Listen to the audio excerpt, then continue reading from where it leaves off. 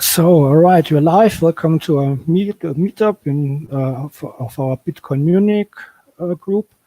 We have today Adam Gibson, who's the main contributor to the JoinMarket project, which is a project that helps users to do coin joins. There are many different approaches to this. Maybe you're familiar with Wasabi wallet. That's more approachable for end users, I guess. But if you're more like an advanced user, I think you should take definitely a look at JoinMarket if you want to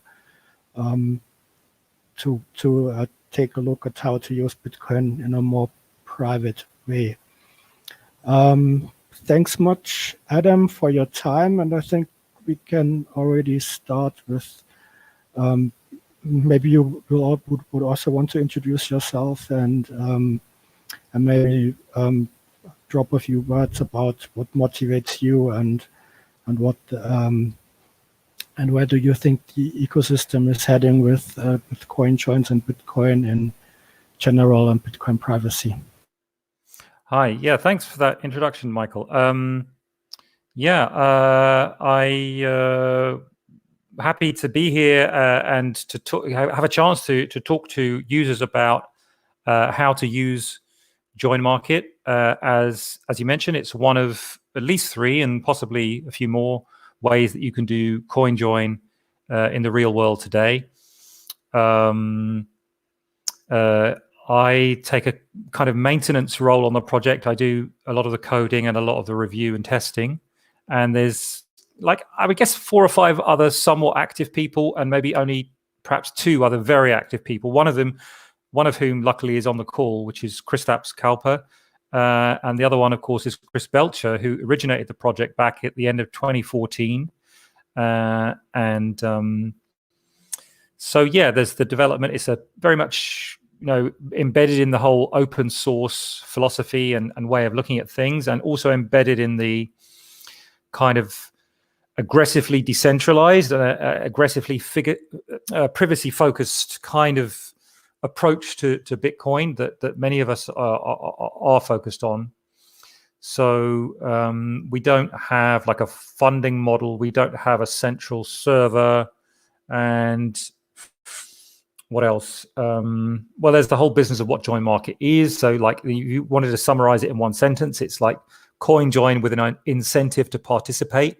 But there's a whole like massive panoply of different implications of that architectural concept that we won't get into all of them today, but we'll mention a few of them. What else? What is my perspective on the whole situation today? Well, it's a very complicated picture.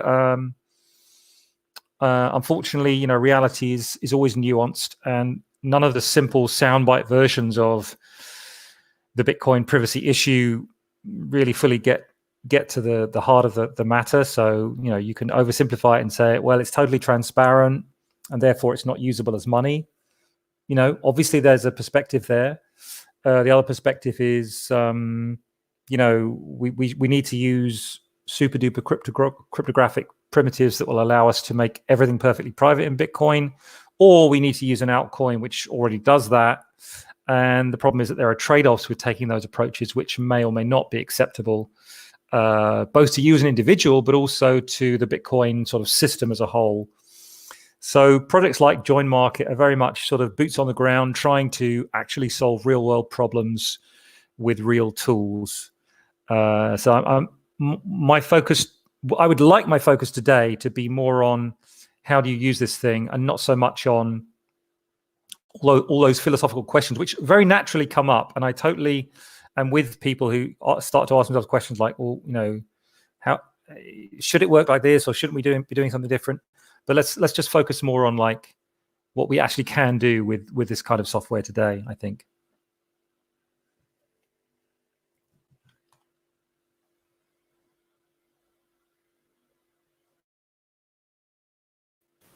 Yeah, thanks, Adam. Maybe we have a lot of participants. Maybe someone wants to introduce themselves so that we have a more interactive format going on. So go ahead. I'll give you 10 seconds.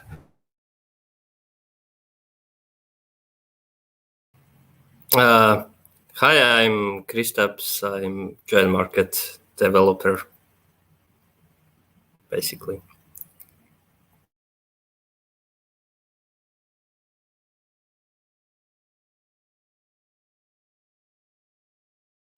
Yeah, just speak, Max. Speak up, Max. I think you can unmute yourself. Okay, cool. Yeah, I'm Max Hildebrand. Like Privacy Tech and Bitcoin, have been using JoinMarket and mainly also contributing to Wasabi Wallet, which is another privacy-focused wallet with a CoinJoin implementation, and focusing on research. So how can we make the stuff a bit better, as well as education? But JoinMarket is fantastic, great project since 2014. Clear, awesome. Do you see it in competition with Wasabi Wallet or not? No, actually, I don't think so. I think the two go very well together. And the thing with Wasabi is it is a centralized project, right? So you have a centralized coordinator. Although anyone can run a coordinator, it is rather easy to shut it down, like both legally speaking as well as denial of service. And here, JoinMarket clearly has the benefit of having this decentralized model where anyone can become the coordinator. And I think this is very, very valuable. So I think both are great. We actually considered adding JoinMarket into Wasabi, especially the taker part of JoinMarket. I mean, like a long time ago. Not sure if this is going to end up. So it's definitely a great project. And by the way, both JoinMarket and Wasabi got the payout of the very old CoinJoin bounty by Maxwell and Peter Woolley and Thamos. So now I think the two are great trends.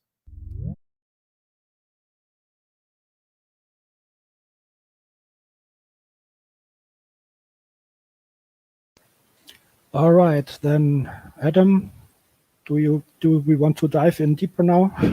Are you ready? Well, sure. I can start and I can witter on I can talk for hours about this topic, as you can imagine. But I think you had the idea, and I think it was a good idea, that maybe it would be good to have a 10-minute. I don't know. Actually, I'm not quite sure. Sometimes it depends with these calls. Like, do we want to have it where we want to ask questions to people so that we get a sense of, who's understanding what and who isn't understanding? Do we want to just do a really basic introduction without any technical details to what CoinJoin is, maybe? Perhaps you could do that, Michael. You were thinking maybe. Do you think? Yeah, okay. Does anyone here want to explain CoinJoin for a 5-year-old?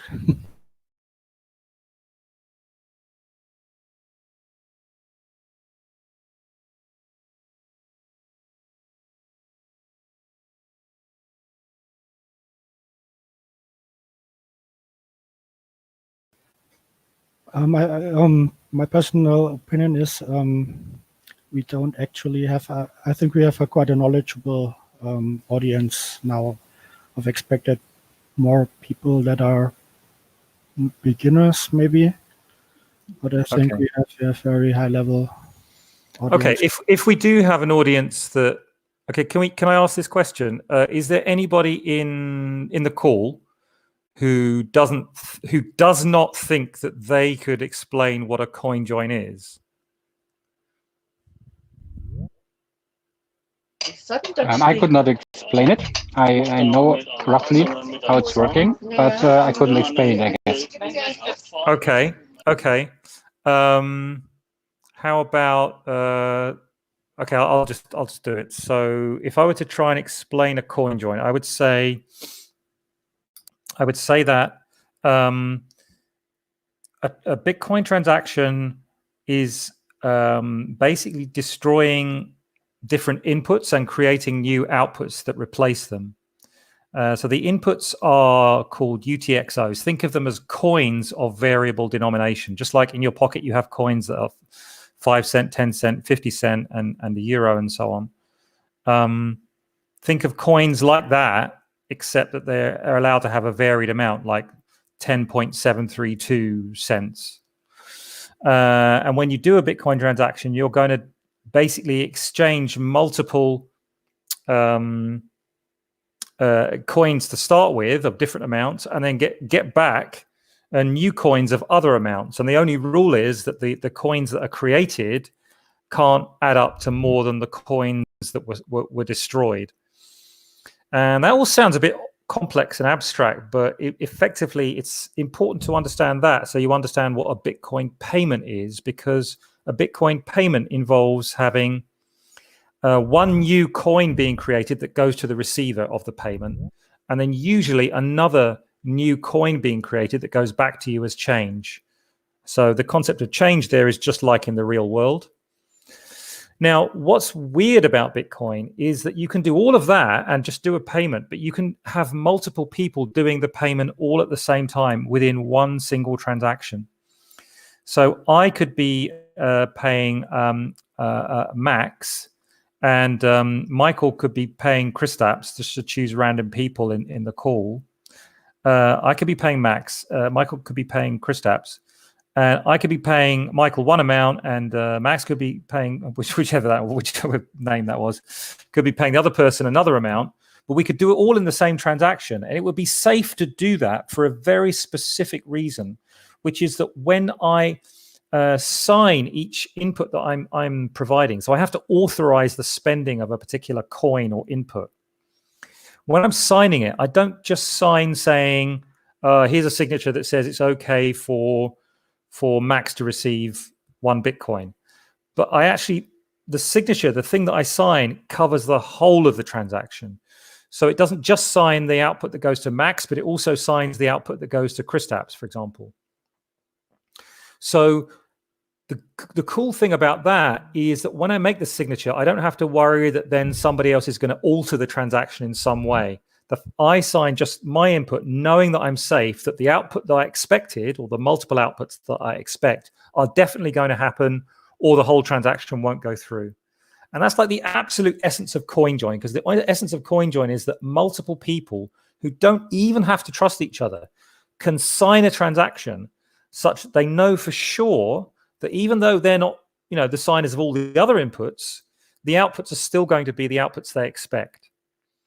And so out of that has been born a whole range of different designs of CoinJoin. And what they do is they create multiple outputs. Hang on, somebody says they can't hear me. I can hear you just fine. Okay. So there's multiple different. I'm going on too long. There's multiple different CoinJoin designs, and the main reason we do it, I want to emphasize main, not only. The main reason we do it is we want to make it less deterministic, less obvious what the path of coins are on the blockchain. I pay Max, then Max pays Kristaps, whatever.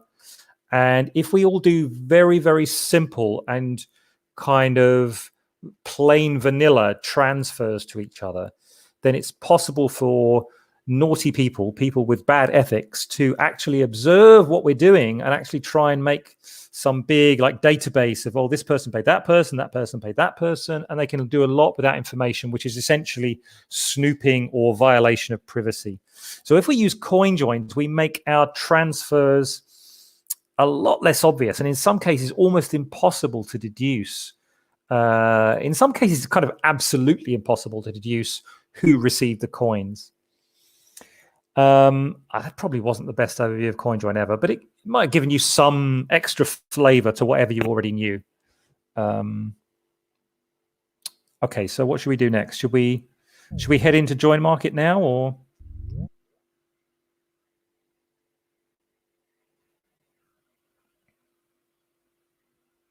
Michael, you're muted. Yeah, I also think one of the what we as Bitcoiners should maybe start to promote more is that a Bitcoin transaction is not just a single payment. I think that's one of the greatest misunderstandings still, when some shitcoins advertise how many transactions per second they can make. What do you mean by transaction, right? So I often have the idea that we should promote it's more like a database transaction than a financial transaction actually in Bitcoin. That's a very good point indeed. Yeah, I mean, to make the obvious statement, it also applies to second layer as well as batching, CoinJoin, and all kinds of things. Yeah, very good point indeed. Yeah, and what many people or who are not so versed with Bitcoin don't know is you can already today save fees when you have to do more than one payment on a day. Then you can just use your normal Bitcoin wallet and do just one transaction and do in one transaction the 3 payments. I think many people also don't know that. So yeah, and from there you can maybe explain, from here, how do you get to a CoinJoin? Yeah, that's not.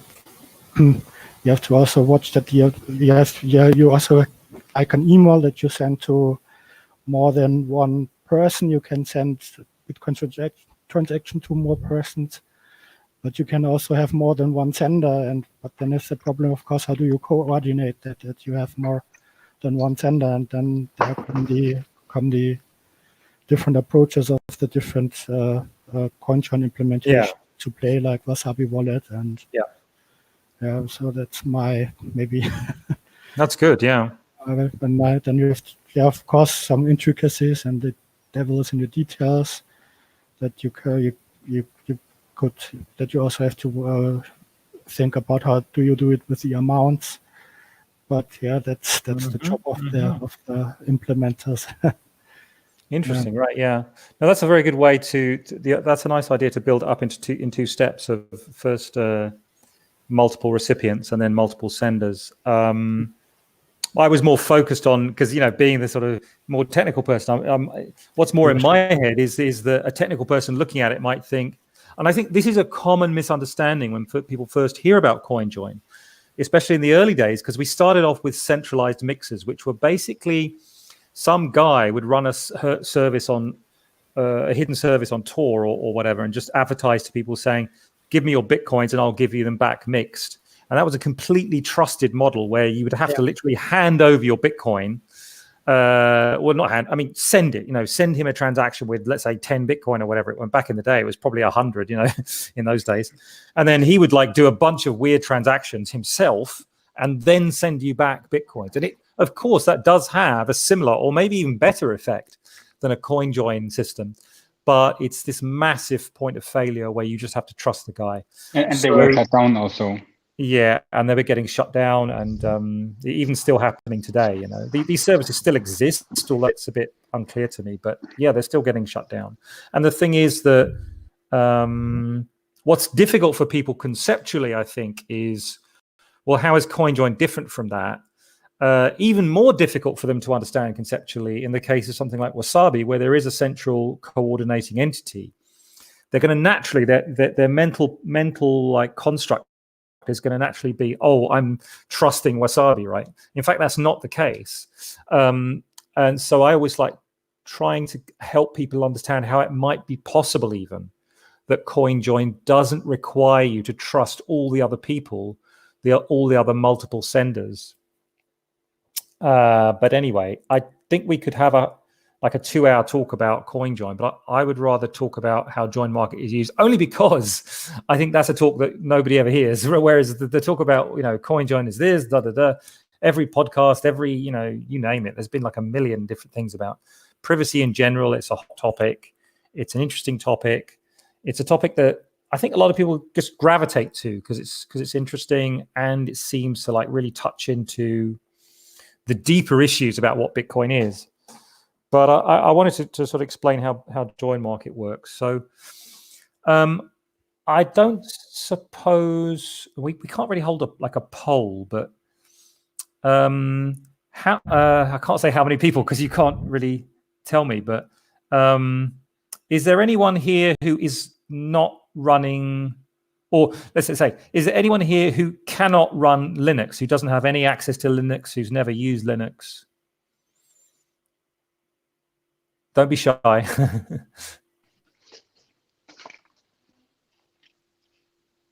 No? Everyone uses Linux? Okay. I'm going to assume that everyone can use Linux. I know that some people use Mac. That's okay. If you're using Windows, JoinMarket is going to be difficult, but it's possible. Okay, what's this Windows thing, Max says? Now, I wanted to add about Windows. There is like in Windows 10, you can run that Windows subsystem for Linux. And there was like news yesterday, I think they will add that you will finally be able to run graphical Linux applications too, not only command line. Yeah, that's really cool, isn't it? So Chris correctly points out that we do have installation instructions for Windows in our documentation, but running the Qt application has proved to be a bit difficult for people because of having to configure something really obscure, right? So as Christoph just points out, there is news about this, meaning it will be easier in future. But this is kind of I consider this a bit of a side issue because I don't think most people should, or most likely most people don't try to run JoinMarket with Windows. Mac is much more common, and I think it should work reasonably well. At least the reports I've had, it does. But what I'm talking about right now is what are the prerequisites? If you wanted to run JoinMarket, what would you need? Linux is going to be easier. Mac is probably okay. Windows is possible, but it's a little bit more annoying. But what's really important is that you do need a Bitcoin full node. Now, it doesn't have to be, it can be pruned, which would mean that you wouldn't have to store the full like 250 gigabytes plus whatever it is nowadays locally. But so it can be pruned. But as everyone knows, it's, it can be a bit of a pain to sync a full node. So if you aren't running a full node, you'll need to get onto that first before you start using JoinMarket. All right. So prerequisites. Then there's the question of installation. Now, I've done installation like testing and so on Ubuntu and Debian, a little bit on Windows. I've never even tried it on Mac because I just don't own any Apple equipment. Does anyone have, now to be clear, I might not be able to answer your question, but does anyone have questions who's like tried to install it and had problems with it maybe? Maybe I should just mention how you should install it, right? So basically I'm going to share my screen right now, if that's all right with everyone. And I'm going to be using this screen share feature quite a lot here. So can everyone, hang on. It's not showing up. Can you all see my screen? Can you see a browser window? Yeah. Okay, great. So I'm just going to sort of sort this out properly. All right, you should see a browser window, all kinds of stuff. Now, hang on. Are you? Yeah, I'm seeing Michael on my screen. Are other people seeing my screen? Yes, we see you, Adam. Okay. You see it. Yeah. So what does it mean to install? I mean, if I just pull up this, a command window. If you what you'd need to do is you need to actually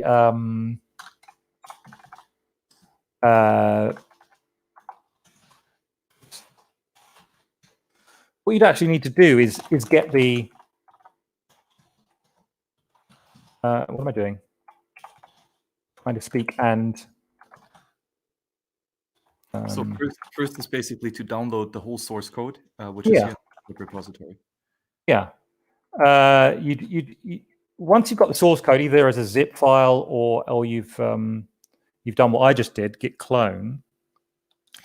What you need to do essentially is run a script. Okay. Now, I mean, it could be a double click for all that. It doesn't matter, right? You're just going to run that script, and that script is going to. I'm actually going to choose no here for the Qt, although you should choose yes because it will take longer to download. In fact, I might just stop this installation before it continues because I wanted to show you this is in theory all you have to do. Once you finish this, and it can take a couple of minutes, whatever. I'm just going to kill it. It can take a couple of minutes, but you're just going to do you're just going to create a it's going to create a virtual environment for you.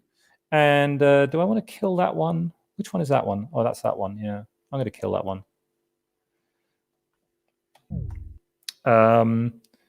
You see this JMVN here. So you need to be in what's called a virtual env for Python. Basically, it sets up the whole environment around you so you don't have to worry about like messing around with your system. And question here, Adam. Where's the difference between this virtual environment and a full virtual machine? Sorry. Yeah. The answer to that question is VN or virtual env is a kind of a Python feature that just isolates your Python packages, dependencies within it instead of relying on the system Python packages. So think of it as all the the backend libraries, whatever development environment you're working in. If it's C# or C++ or whatever, you've got this whole like bunch of backend libraries you're relying on, right? So that's the same in Python. And all that virtual env does is allows all of those dependencies to be isolated locally in one directory, so it doesn't mess up your system. And vice versa, if you change your system, it doesn't alter this virtual env. So I don't know if it's necessarily the best name for it, but it's called virtual env. Anyway, the point is that line that I'm just highlighting now there, source J.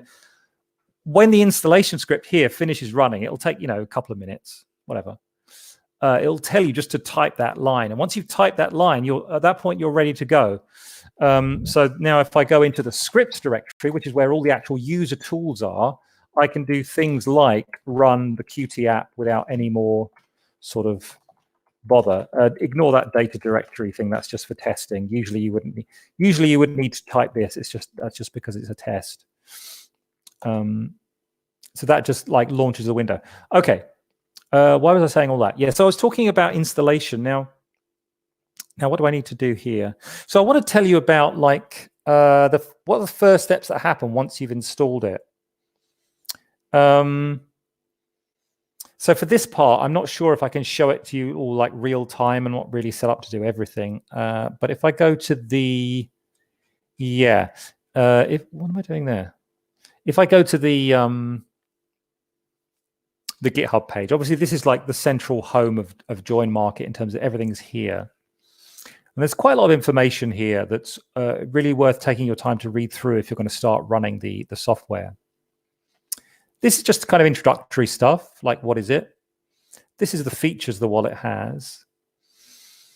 And this is like how we install it. And quick start means this is really like us trying to make it as quick and as painless as possible, but it only works in the absolutely painless way on Linux, right? So you get the code. This is what I've just done.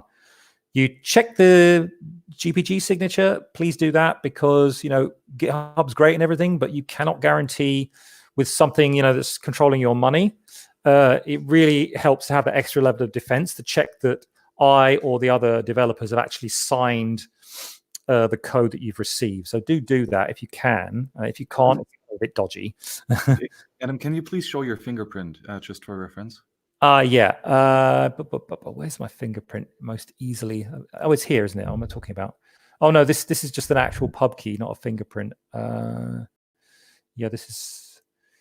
Yeah. By the way, there's an expired key there, but it's the new one here, which is signed by the old one. And I guess it's probably in my.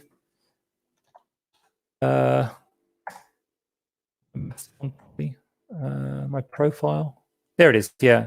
Can everyone see that fingerprint? Yeah. Thank you. Yeah. So that's the fingerprint. And yeah, I did that last time when I was in. Oh, that reminds me. If you want a slightly more detailed review than we're doing today, there was one in the Malta conference and video there. It's going to cover a lot of similar points to today, but maybe some things in more detail. That was from last year. What was I saying? Installation. You've checked the signature. You've run that install script that I just showed you. You've run that file. You don't actually have to know what the hell that means. Just do it, right? And then just do that, and then you're ready. And then you can either do the Qt app, which I just showed you, and we're going to look at that in a minute. Or you can run things on the command line. So you can do things like, and in fact, this is the first thing you'll likely do. Let me shut down the Qt app.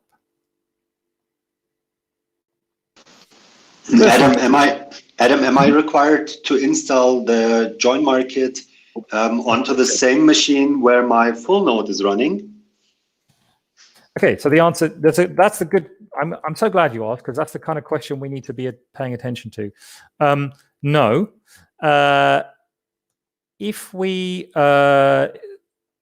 if we now go into the usage guide, it starts to cover this. So before I do that, I should mention that there are different installation guides for macOS and Windows in an install.md document that is linked there. So if you scroll down, you'll find a Windows installation instructions and a macOS installation instructions. So now, in terms of like configuring, right? So we want to... Can everyone see my... yeah, it must be. Okay, so we want to set this thing up. And yeah, as you point out, we might have Bitcoin running on a separate machine. Or we might have some other detail about our environment that is slightly different from other people, yeah? So we do have to do some configuration. We start off by running this command. And I would recommend... is this exactly true? No, you can do this on Qt. It's pretty much the same. It'll just show like a window and tell you to do the same thing. You start off by generating a new wallet. And as soon as you try and do that, you're going to get an error. I can't really show it you right now because I'd have to fiddle around with my environment a hell of a lot more to get this right. But it all explains it in great detail here. Once you generate that, it will quit with an error. And what it will do is it will create a new directory. Let me show you this now, actually, because I've sort of cleaned it out. It'll create a new directory that looks like that. Can anybody tell me if they cannot see the directory listing I've just showed? Is anyone having trouble seeing what I'm showing? No, it's good. Good, excellent, right. So it's going to create a new directory. And the most important thing, actually, it won't have these files. These are just like deltas, whatever. The most important thing it will do is it'll create this default value of this file. Now, don't worry, I have actually cleaned this. And this file has a lot of configuration variables in it nowadays. The one that you care about is this one. At least at the beginning, the very first setup phase, you really care about this one. This one is how is JoinMarket going to talk to Bitcoin Core? As I said, you need Bitcoin Core, although it can be pruned. Now, for some usage modes, you don't even need a Bitcoin node. Strictly speaking, if you just wanted to look at the, what's it called? The order book, you can run that with no blockchain as the configuration value for blockchain source. But in all other cases, you're going to need your Bitcoin RPC, or if you're running regtest, it can be regtest, or it can be, what is it? There's also a no history mode, which is a complicated thing, syncing mode. But that means that if you're going to talk to Bitcoin Core, it's going to need to know the host name. So if, for example, if it's on the LAN, that might be like 192.168.0.1 or something. I don't know, whatever it is, .1 something. It'll need the port. Now, if it's mainnet, that's the default mainnet port. And then if you're going to use a username password for RPC, which you'll have to have set in your Bitcoin configuration file, that's your bitcoin.com, you'll have to set it there. If you're going to set a cookie file, then you're going to have to... somebody wants to speak.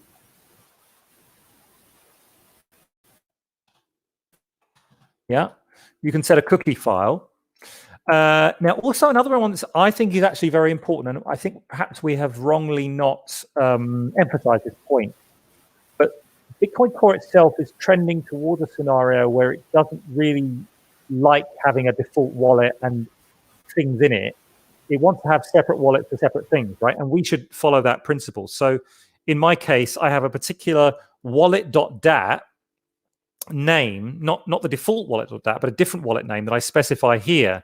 And the good thing about that is it means that all my JoinMarket stuff that's going on is going on in that particular Bitcoin Core wallet. If anyone remembers the concept multi-wallet, they introduced it some years ago.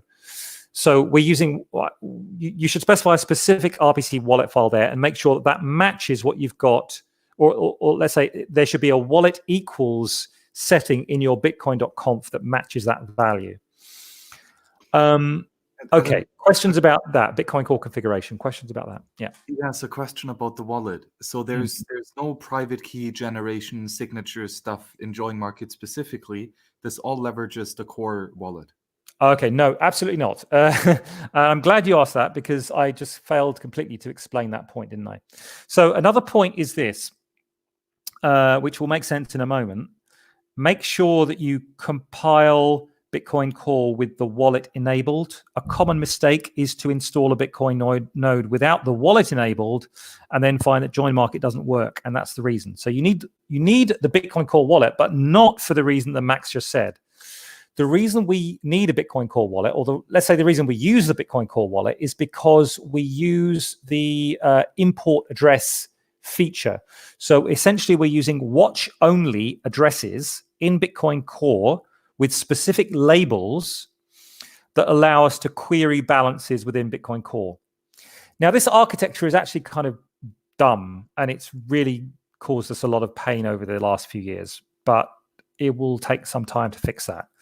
And the user it's to the user level, who cares, right? You just want to know the facts. The facts are you need Bitcoin Core, you need it to have wallet enabled, which it does by default if you just download it off bitcoincore.org. But anyway. So yeah, go ahead. It's like Electrum Personal Server.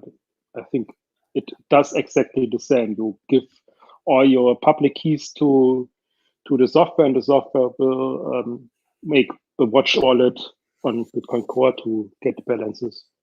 Yeah, exactly. So essentially, we're just using Bitcoin Core as a watch-only wallet, and then we're doing all the private key operations and all that stuff in JoinMarket with a libsecp binding backend. But that's all like technical stuff. But yeah. So anyway, long story. You need to set this up. If you're running on your local machine, if you're running your JoinMarket on the same machine as your Bitcoin Core, then of course that's localhost is fine. If you're not, you have to configure that, and you have to configure the credentials because we query these watch-only wallet using RPC. Okay. Oh yeah, and also that means that. Sorry, before you go on, and also that means you do need to set RPC allow IP and RPC bind settings in bitcoin.conf if you're doing a remote connection to Bitcoin Core. If it's local, then of course you don't have to bother with that. Yes, what was the question? Now I wanted to add about that. If you run JoinMarket and the node on the different machines, there is that issue, I think 442. JoinMarket doesn't really like if it loses connection to the full node. Oh, yes, right. Yeah, that issue is marked as beginner friendly, but I think it's not so beginner friendly. That's why it haven't been solved yet. Okay. It's not at the forefront of my mind, but I understand exactly what you're talking about. That's a kind of a big one actually. I remember. Okay, I don't really want to get sidetracked into that, but it is a very good practical point that you might encounter issues with a remote Bitcoin Core if you have interruptions in the connection, especially if you're trying to run JoinMarket long term, which of course a lot of people are. So that's definitely something to consider. Might be worth considering whatever your architecture is. Like people, for example, running RPIs might want to think about having JoinMarket on the same machine. Because I agree with you. I think there's a bit of a big open issue there. Okay, configuration. Before we move on from configuration, while you're in this file, if you're setting it up for the first time especially, you may as well get this figured out right now, is that the messaging between counterparties in JoinMarket is happening using encrypted, end-to-end encrypted messages over IRC servers, plural. There are 2 servers enabled by default, but the default settings have those. These are not the default settings because I've been messing around with them. But the default settings have them connect over ClearNet. You don't really want ClearNet. If you can, you should prefer to use Tor.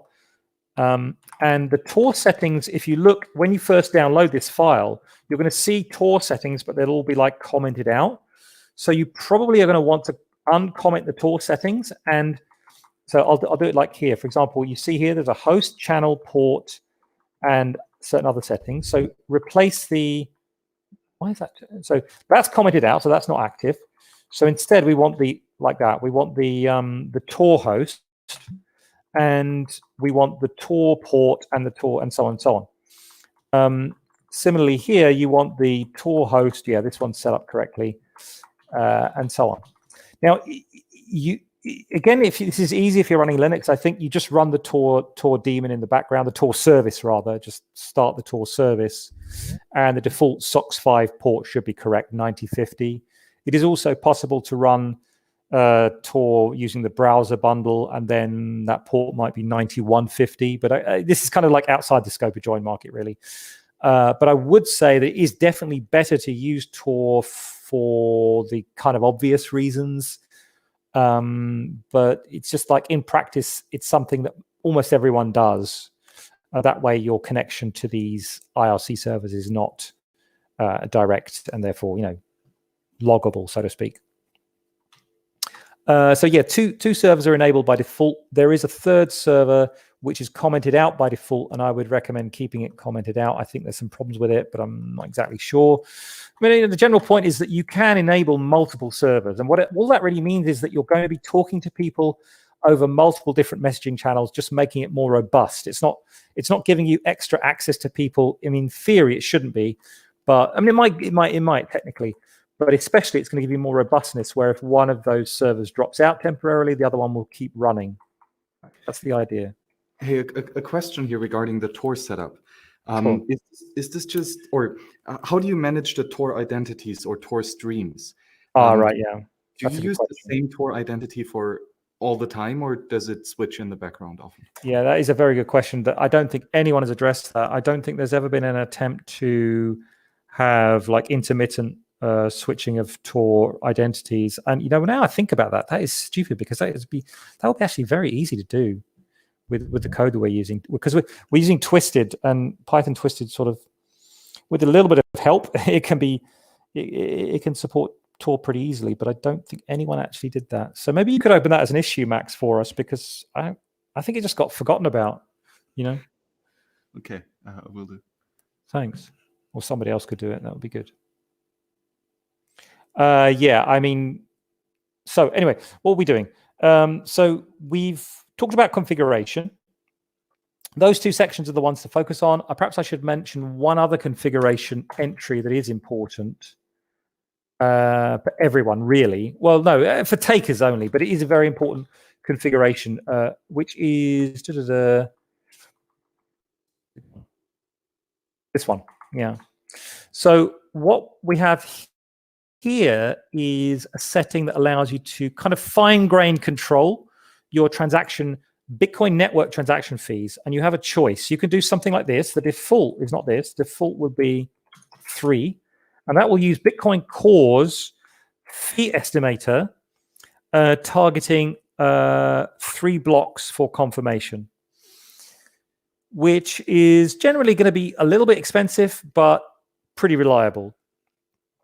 If you don't like using Bitcoin Core's estimator for a number of blocks, as it explains above, you can use any figure you like this. That would be, oops, sorry, I forgot to. That would be about 12,000 Satoshis per kilobyte. Yeah, so if you use a figure above about 1,200, it will be interpreted as a number of Satoshis per kilobyte, ignoring the virtual byte conversion issue. I mean, this is only an estimate anyway. And although it might be randomized, depending on the exact mode you use JoinMarket in, you can use a number like that. Adam, wasn't it, if it's about 1,000, then it's no, we changed it. We changed it because there's a 20% randomization by default. And we were getting, do you remember this issue? We were getting people, because it got randomized from 1,000 down to say 900. Yeah, okay, yeah. You remember? Yeah, 1,200, yeah. Yeah, 1,200, yeah. So what am I doing? Why is that not working? Sorry, I'm having one of those issues where you're in the wrong window and you can't actually. The keyboard stopped working. That's interesting. Right. Okay. I'll just keep going. So you once you've set the configuration up, then you're ready to use it. And I'm quite happy to just have questions to lead me into what to look at, but I've got a list of things that I'd like to look at. So please do interrupt if you have thoughts or questions about what we should be doing.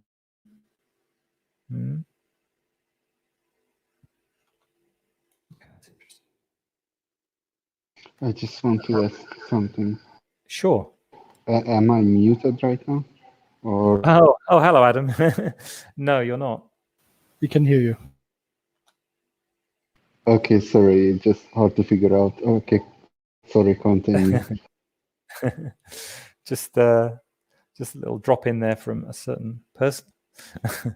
Okay. Maybe a leading question. Yeah. Where's the difference between JoinMarket taking and JoinMarket making, and what's the difference for me as an end user? Yeah. I'll start talking about that in kind of like the next phase, I think, because I'm going to just finish off like how you set it up and what a wallet looks like. And I think then I'll start talking about the modes of usage. Yeah. Okay. So this was me doing it on the command line, but I don't think I'm going to do it on the command line. I think I'm going to do this. Let me try and remember now. Have I got this set up to go like that or like that? Yeah. So I think what I'm going to do now is show you what a wallet looks like, even though this is only on reg test, or it's kind of like testnet. Now, this window is going to be a little bit difficult to read, but I hope not impossible. Like, so here you see basically a blank window. This is JoinMarket QT, but it does say testnet at the top. What the hell happened there? Did you see that? What did I do to my... Oops. My God, I don't know what that was all about. Yeah. So this is a JoinMarket QT testnet window. And what does it mean? So we set the configuration. Remember, we edited joinmarket.config. And by the way, if you didn't notice, that was in the .joinmarket directory. So it's in your local home area. All your configuration for JoinMarket is in there. Now, yeah, we can load or we can generate. Yeah. So if you were to do it in Qt, it's kind of slightly more convenient for most people I know to use this kind of visual application rather than the command line. So the first thing it's going to ask you is, do you want to use a two-factor mnemonic recovery phrase? So what does that mean? It just means like we have this BIP39 12 words seed phrase. We don't use 24, we use 12. But you can also add an extra like passphrase to that, like a single word password, like a second factor. I personally don't like to do this because I think I've got enough to remember as it is. So many different things to juggle. But some people think this is a really good feature. So I'm just going to click no. If I click yes, it would just say enter a phrase. You just enter a word, or whatever you want to enter. Is this passphrase, like the 20 or the 13th word, is this stored on disk, or do I have to enter it every time that I open the wallet and use it? It's stored on disk, but I have to admit I'm only saying that because I was checking it out yesterday in preparation for this, and it's not something I usually use, but because Chris Belcher did this, and he really thought it was a really good feature to have, so he implemented it, and I didn't pay much attention to it. But I'm just going to kind of say no to that. But yeah, I believe it's on disk because when I tried it out, you just need to enter your encryption password, not also your. This is what I mean. I just think it's too complicated, man. Anyway, so you do need a part. This is essential, okay? So what this does is it encrypts the wallet file on disk. We don't allow you to not encrypt it. If you enter a weak passphrase, it will say weak. By the way, I totally cheated and copied this widget from Electrum. So, but at least I credited them. So, so I'm just going to enter a slightly stronger password now. What was it like that? Yeah. So that's reasonably strong. So everyone's familiar with this kind of stuff, so I don't need to belabor it, I'm sure. So once you've done that, it wants you to give it a name. Now, by default, we use a JM.dat as our file extension, but you're allowed to do whatever you like. Arguably, that's stupid, but it's just the way it is. And then it will give you a recovery seed, and yes, you should copy it down, but I'm just using this on testnet, so I don't care. Of course, you should. So then the wallet's saved, and then we have an initial sync, so to speak. So reading wallet from blockchain. Now, why did I do that? I just wanted to show you how wallet creation occurs, and a new wallet file is created, and it's stored again by default in .joinmarket, and then in the wallets subdirectory. And what does a wallet look like? It looks a bit more complicated. And I think you could say this is kind of janky, or you could say this was us being deliberate and trying to force the user to treat the business of coin management a bit more seriously than wallets generally tend to do. Of course, I'm keenly aware that there are Wasabi experts in the chat, and that has a different and arguably more sophisticated approach to this, where it labeling and various other features. But back in the day, I guess we were one of the first wallets to sort of break from the tradition of just here's an address to send to, or here's an address to, you know what I mean? Like we don't hide everything, is what I'm trying to say. We actually show you some structure. And what is this? One question. Yes, go ahead. Why are the addresses starting with a 2? Yeah, the reason is because it's on testnet. Okay. In fact, it's on regtest, and it has a different version byte.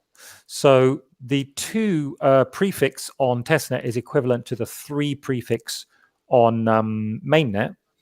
And these addresses are all pay to script hash addresses, wrapping pay to witness pub key hash regtest. I was saying SegWit. Anyway, blah blah blah. You get it. Native SegWit too? I forgot. I'm sorry, what was that? A native SegWit. Yeah, that's the answer to that question is less simple than you might imagine. Yes, we do have native SegWit wallets. Yes, you can enable them in the config file, but no, we don't support it like in general. The only application for it that I is currently supported is PayJoin, the particular PayJoin feature of JoinMarket to JoinMarket wallet. So it's kind of obscure, but all the infrastructure is there. So in situations where we want to switch, we can easily do it. So yeah, I was trying to explain this point that what we display by default is 5 separate groupings of addresses. Each one of them is a BIP32 account. So you should think of them as almost like 5 separate wallet clusters. We call them mixed depths, 0, 1, 2, 3, and 4. Excuse me. And yeah, I should keep drinking. It's not easy to keep talking like this, is it? You need to be drinking beer at the moment. Oh, maybe right. Maybe. Yeah, drinking and moving Bitcoin around is not a good combination, I think. Anyway, so look, yeah, we have 5 accounts. We call them mixed depths, even though the name is unfortunately misleading. Why is it misleading? Because depth would imply that there's a very strict ordering, like this is the top, this is lower, and so on. And there are certain ways of using JoinMarket where that's true. But in general, in the vast majority of cases, you should think of them simply as 5 isolated accounts. You could almost use JoinMarket like this. Just forget CoinJoin and just say to yourself, you know what? I really want 5 separate wallets. So, my mother-in-law doesn't see all the money I spent on beer. Or you could just do that because that's all that is. Now, within each mixed depth, or within each account, I should say, there's an external and an internal section. A little bit abstract, external, internal. The simple way to understand it is external are presented to you as addresses that you could deposit into, whereas internal are addresses that get used, but which you are not intended to deposit into. The reason for that is a little bit technical, but it's not very technical. But anyway, what else? So we notice the paths. These are standard BIP 49 paths for P2SH wrapped SegWit wallets. So that's what that is. Now, what else? To show you anything else, I kind of have to, so I think I've shown you everything about what the wallet looks like. Now, if I go like, for example, here, you won't see anything because I haven't loaded this wallet and there's nothing to do here. So, and that's empty. So what I'm going to do next, if you'll bear with me, and maybe this is a good time for questions, is I'm going to slightly fiddle with the code so that I can then start showing you how to use these wallets, okay, in real transactions. Yeah, please, if anyone has any questions about how the wallet works, especially, this would be a good time to ask. I'd like to ask something. Yeah. So regarding these accounts, and I say what I think, and correct me if I misunderstand. Right. So these accounts was created back then for JoinMarket mixed depth. So the idea was to always send the money to the first mixed depth, and as you are tumbling with the tumbler script, it goes to other mixed depths. Is that correct?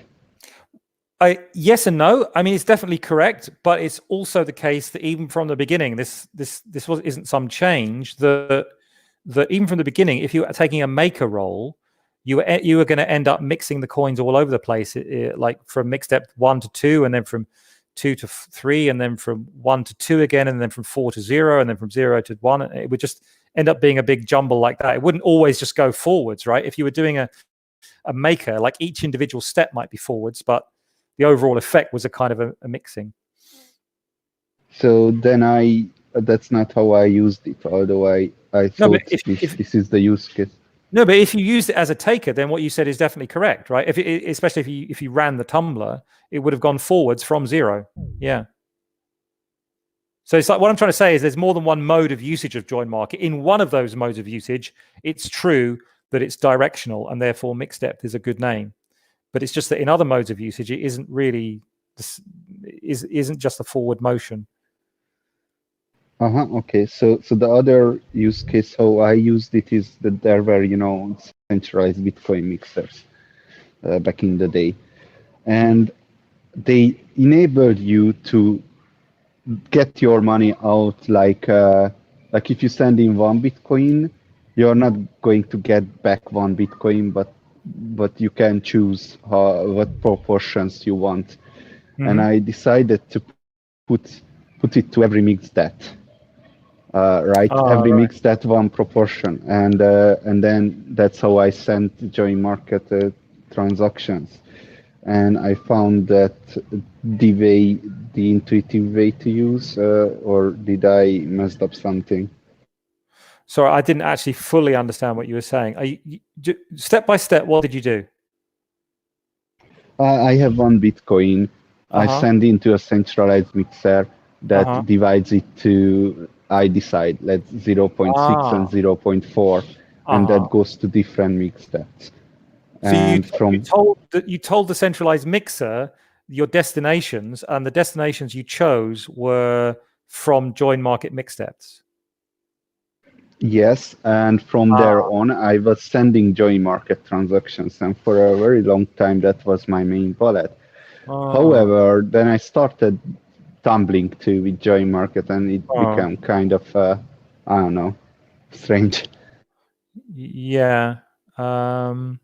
I mean, yeah, sounds complicated, which arguably is great. I'm not sure. Yeah, there's lots of different ways to use it, which I think is one of the reasons that I remember mentioning this on the Stefan Livera podcast. I was trying to explain, like, people want things to be easy. I totally get it. But to some extent, we give you a lot of power in the sense that we give you a lot of different options, but that makes it very difficult to decide what to do. And I do understand that.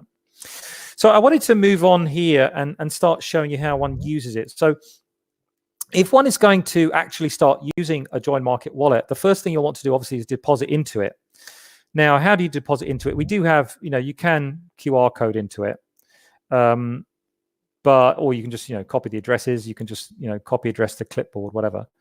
So you can deposit into it. Now, how do you deposit into it? And I think it somewhat connects to Nopara's point there. It's actually kind of tricky to say even that. You can there's nothing wrong with just simply depositing let's say 1 Bitcoin, so 1 single amount into 1 single address there. That's fine. Okay, there's nothing wrong with that. If you're going to use JoinMarket as a maker, and this was Max's question, we'll come on to this in a moment, that is absolutely fine and is actually very good. If you're going to use JoinMarket... May I add about that marker side? Yeah. Actually, there is some reason why would you like to deposit to multiple addresses? Oh, interesting. Because if you send all your Bitcoins to the one address in one transaction, and you run the yield generator bot or the miner, then you do the first CoinJoin, and if the transaction doesn't get confirmed fast in the blockchain, then you cannot participate in other CoinJoins in that time. Yeah, that's somewhat true. It depends. I guess it depends what you're trying to achieve. The chance of you getting advantage by, for example, let's say you took one Bitcoin, you split it into 3, and you deposit it into 3 separate mixed steps. It's true that you would not, like, if one of them went into a CoinJoin, it would be locked until it got confirmed, and so the other 2 would still be there and would still be offering liquidity. On the other hand, the size of your liquidity offer is reduced, right? So, but you don't need to do that with different mixed depths. Just put, instead of one transaction in one address in 0, you can do like 3 transactions to mixed depth 0, and your liquidity is big, but there is higher probability. Yeah, but I understand. Your liquidity is still reduced by the amount that got put into unconfirmed, but that is actually a fair point. I hadn't thought of that. Yeah, you're right. If you put 3 into, it's going to cost you a little bit more, right? Because you're creating more UTXOs, but it's marginally better. I think these are small differences, perhaps not necessary to get into it, because I can see multiple small differences in doing it slightly different ways. But the general principle is that there is freedom in that regard if you're taking the maker role. The only reason that's unusual and why you might want to deposit into multiple addresses specifically as a taker is explained somewhere in the usage documents. I think it's going to stretch me a little bit here. Usage configure. If I go to the table of contents, maybe. Yeah, it's actually kind of obscure. Fee settings, CoinJoin fees. I can't actually find it right now. But anyway, my point was that that if you're going to operate as a taker, and I'll explain a little bit taker and maker role in a moment, you ideally want to send about 3 different deposits rather than just one. You could use send to many, for example, if you were using a wallet supporting that, so that you have what are called commitments. And these commitments are these, like, think of them as really lightweight tokens that allow you to to initiate transactions in JoinMarket without paying any money and without revealing the UTXO publicly anyway, until you do the CoinJoin. Of course, that reveals it. So for that technical reason that's difficult to explain, you do actually want to deposit to multiple addresses if you're going to operate as a taker. But even if you don't do that, it's not the end of the world. Right, finally, how do we actually use JoinMarket? So we talked about the wallet. Let's suppose we wanted to actually send some money. The most important thing any wallet can do is allow you to send the money out, right? So right now in this wallet, if I just put it into a summary mode, I've got 2 Bitcoins in testnet Bitcoins in mixed depth 0 and 6 in mixed depth 1. So if I were wanting to send some money, I'm just going to send some money to another address in the wallet, although you don't generally do that, but you can for a test, right? I'm going to put a recipient address for the Bitcoins. Now I'm going to set the number of counterparties here to 0. So if you just hover over that, you should see it will tell you 0 means sending directly without CoinJoin. So although it's a bit obscure, like, that main function of a wallet is kind of a bit hidden on this interface. In order to send money in a normal way with no CoinJoin, no IRC, no messing around, you just have to enter 0 there. Now, if I wanted to send like 1 Bitcoin, then of course I would enter, where are we? Yeah, mixed step 0, because that was the account, mixed step 0, yeah? If I just wanted to send 1 Bitcoin, of course I would enter, 1 here or whatever, yeah? And you can change this. This is actually a new innovation from Kristaps, as it happens, to have a toggle here. So you can send the. And I I just look at that. I never tried to resize the window. I don't like how it looks now. Yeah, absolutely right. Yeah. I need to look into that. Yes, it seems that it wasn't. Yeah, it wasn't put into the group with the other three. Yeah. But yeah, it's a detail. It's a detail. Yeah. We'll fix that. So, but of course, a very important thing that everyone must understand, and usually this is kind of expressed on wallet interfaces as something like send all or something like that. If you want to send all from your mix depth, not your whole wallet, but specifically from that one account, you enter 0. As it says here, a sweep transaction will be performed, spending all the coins in the given mix depth.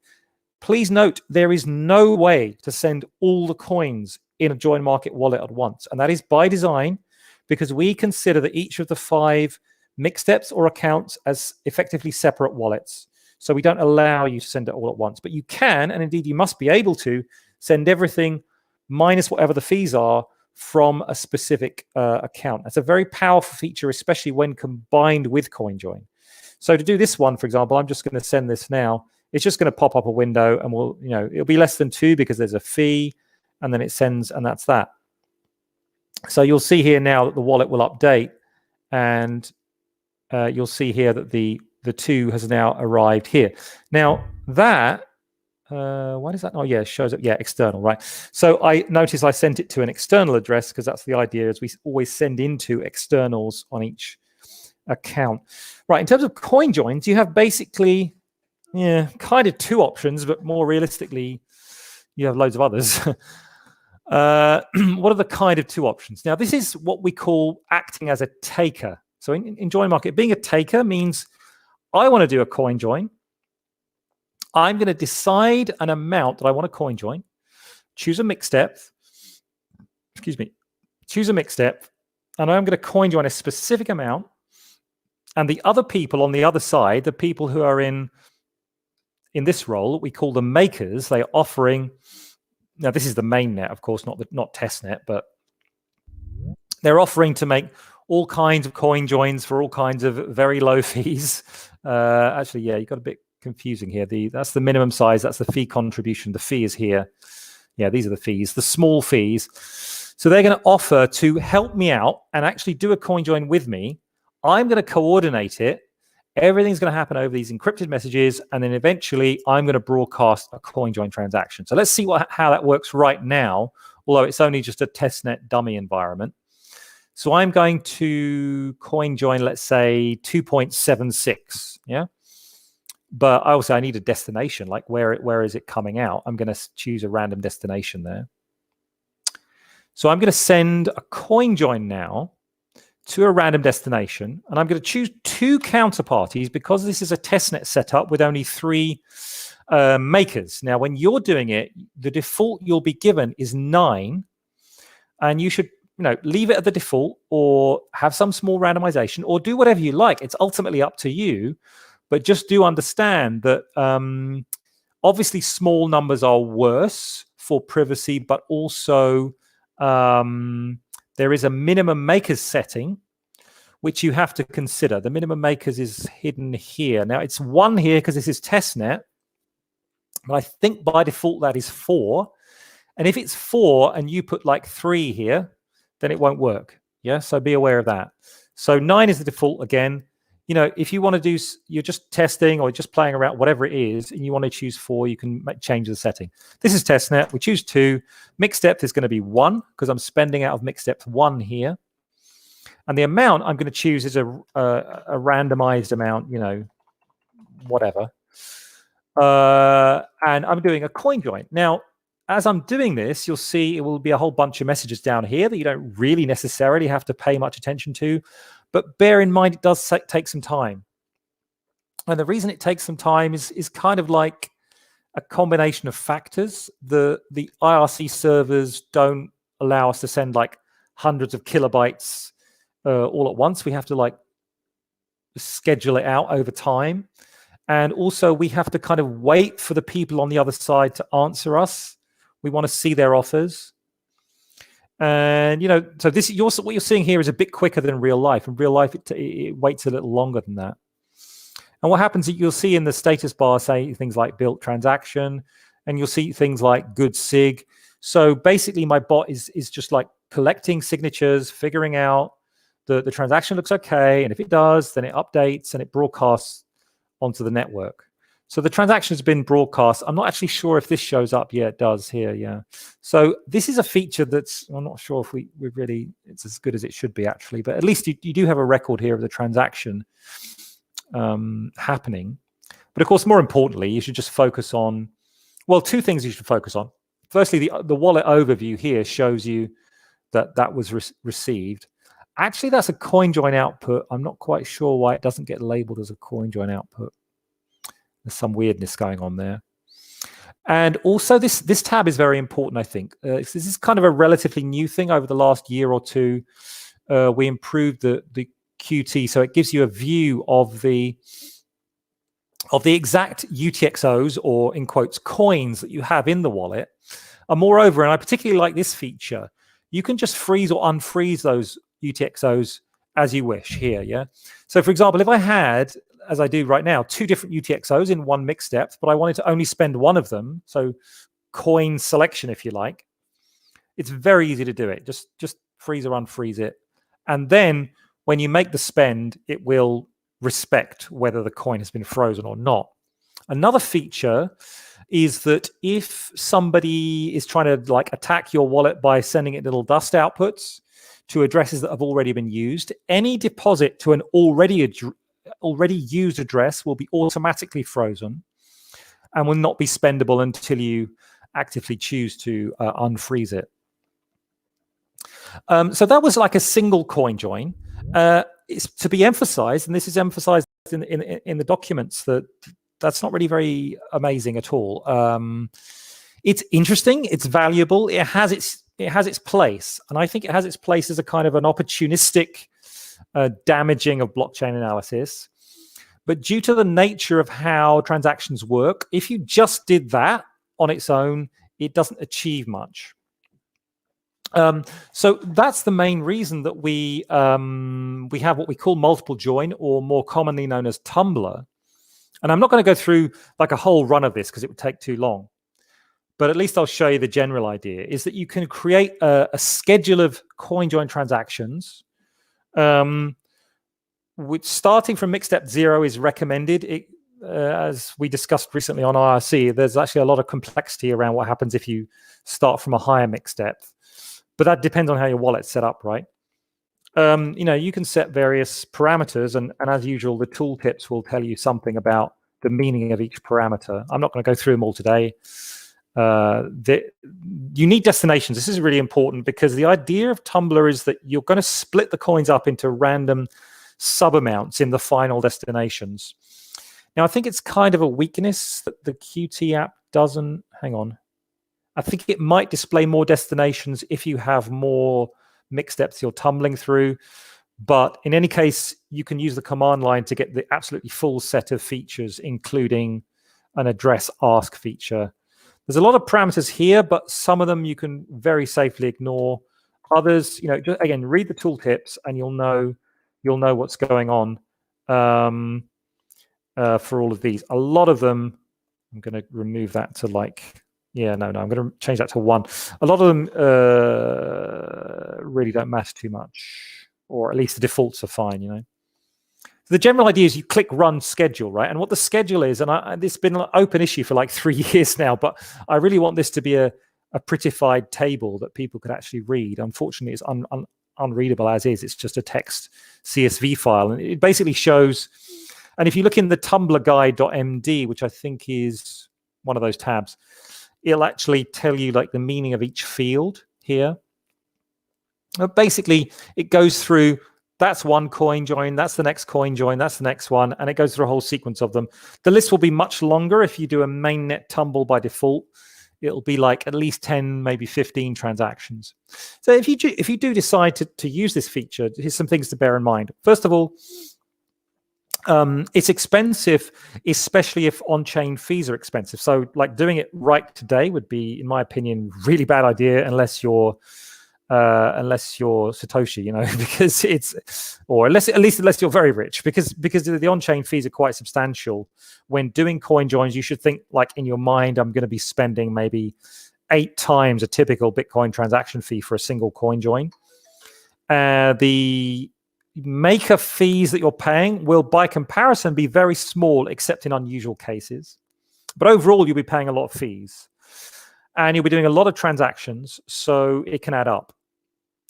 So don't do this unless you're prepared to wait a very long time, or the on-chain fees are very low and you're patient, or you don't mind spending a bit of money.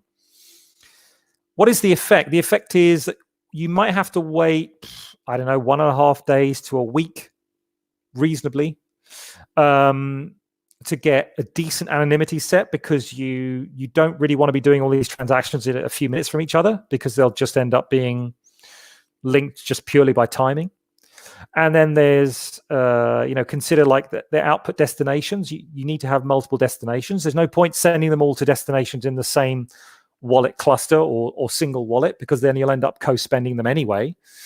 So they could be like deposit addresses. They could be destinations in different accounts, cold wallet accounts. I don't know exactly how you set it up. It's up to you.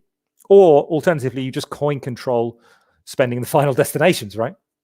But what you can say is that this sequence of many transactions, again, it should be a lot more than this, 6 or 7, is going to create a very, very strong, I think, obfuscating effect to the connection between the input and the output, if it's done, some reasonably well. So that's the taker side. And by the way, there is a restart feature. I wonder if I could display that here. Oh, I don't know what's going on there. What you can do is there is a restart feature. It's a bit unobvious, but if you open tumble.schedule, which is the default schedule file, you'll have an incomplete tumble run detected. Do you want to restart? And you can restart. And that's kind of useful, because although the tumbler is very aggressive in trying to find ways to continue, even when there are problems, you can encounter situations where it just can't continue. So it can actually be quite valuable to just restart like that, and then it will try to continue. Anyway, whatever. So that's the taker side. Any questions about either like the coin control, or how to do a single coin join, or how to do multiple coin joins? It's a very big topic, of course, but I'm open to questions. Adam, one question. Could you sum up the best practice to get the most privacy and pay the least transaction fees? So you said bring along some time, wait for the mempool to be empty. Are there other things to consider, or could you just sum up the best practice, how to do it, basically with multiple coin joins? For example, if a user has a stash that he bought on a KYC exchange, and wants to put into cold storage without paying crazy fees, how would you do that? Or what would be the main points to take into consideration? Yeah, I think sort of having a strategy of being long-term about it is very helpful. Tumblr is basically intended to address that scenario. That is its main purpose. In other words, you've got some significant quantity of coins, and you want to move them somewhere else, and you're not too time sensitive, but you're privacy sensitive. You're focused on privacy, but you also the fee issue is more complicated. So I wouldn't run Tumblr in periods of high fees like now. I think that's a bit, well, again, it depends. If you're very, very rich, it doesn't matter. But I would even if I was very, very rich and I didn't care about the fees, even in that scenario, I would still really lean strongly towards longer times. So I think I would say 1 day is the absolute bare minimum for like the full run, but I think realistically multiple days is better. Now, in other aspects of best practice, and I think I'm going to come onto this next, is maker and taker roles and how to use them. So the nice thing about the taker role is it gives you such heavy control over everything. For example, with the taker role, you can make transactions which are CoinJoin sweeps. And these are transactions which CoinJoin the exact amount you choose such that you get no change whatsoever. And they are particularly powerful because the entire output has gone into an obfuscated destination. Yeah. The maker side cannot do that. Additionally, the taker side has the lovely advantage of being the coordinator, meaning that it knows without question that, well, that's not true. Because it coordinates, there's no second party, there's no other party in the CoinJoin that knows the full set of linkages or the set of linkages generally, unless, of course, all of your participants are Sybils. In other words, all of your participants are really the same entity. And then, of course, you haven't actually gained privacy from them, although you will have gained privacy potentially from other adversaries. So the taker has slightly better privacy profile from that point of view. Additionally, the timing and amount control are really critical. So the taker role is great, but if it's mixed with the maker role in the sense that you spend some time being a maker and spend some time being a taker, I think that's even more optimal. And the main reason is because if you think of JoinMarket as a whole network of CoinJoins, the swapping of roles of maker and taker make deductions about, oh, this entity is a maker, therefore that action must have been that entity and it can't have been the taker. Make those deductions just wrong. So it's kind of a subtle point. I don't know, is it subtle? But anyway, if you're serious about using JoinMarket over a longer period as a privacy tool, I would strongly recommend taking both sides. A lot of people seem to want to just stick the yield generator, which we'll come on to next, on an RPi or on some machine somewhere and just forget about it for a year.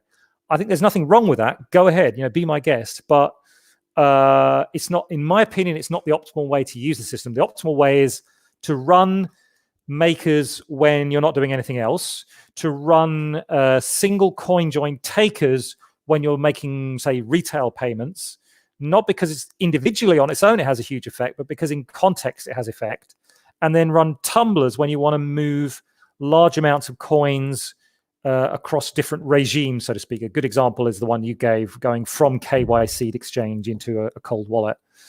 So you mixing the three is, in my opinion, the best way. Other questions before we move on? Yeah. Do you hear me? Yep. Okay. Do we have any insight into how the coin will be split for the Tumblr scripts? Oh, in terms of amount? Yeah. Good question. The amount split. I just went over that really quickly, didn't I? So I think if I just randomly choose some numbers here.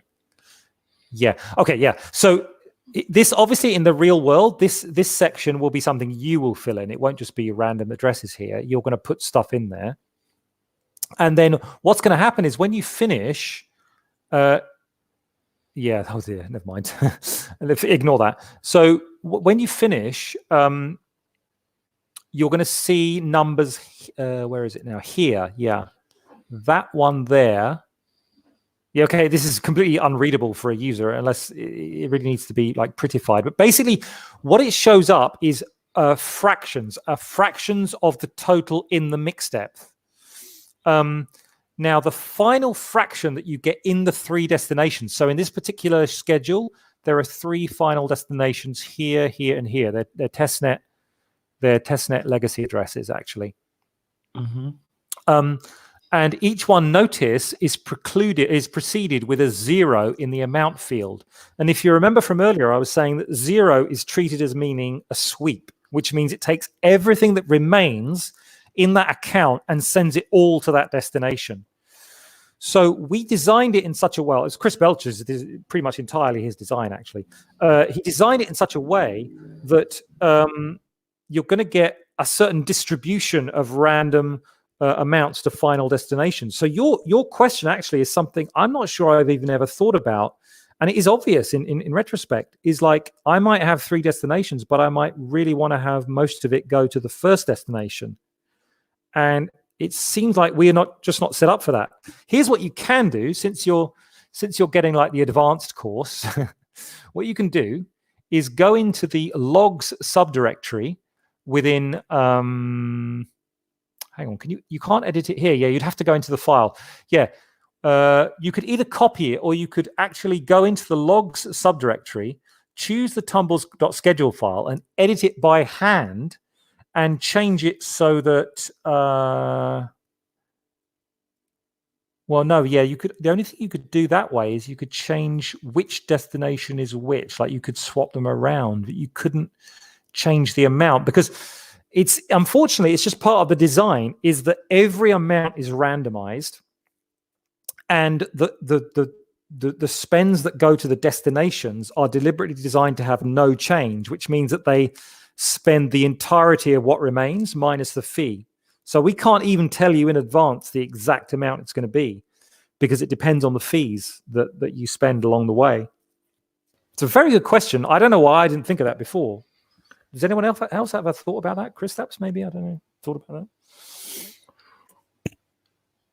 No? It also makes sense if you make 3 payments to a merchant, right, where you need the precise amounts.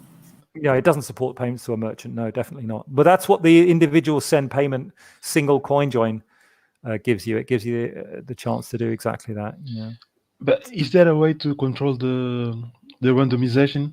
For example, instead of, I don't know, 0.6, 0.3, 0.1 to change the ratio for each address?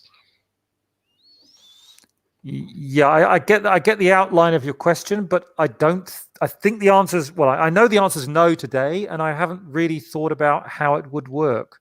So I think currently it's a kind of a limitation that the system is designed to just randomize, and it's not even that easy if you were to edit the file to make it do something different. You can't, yeah.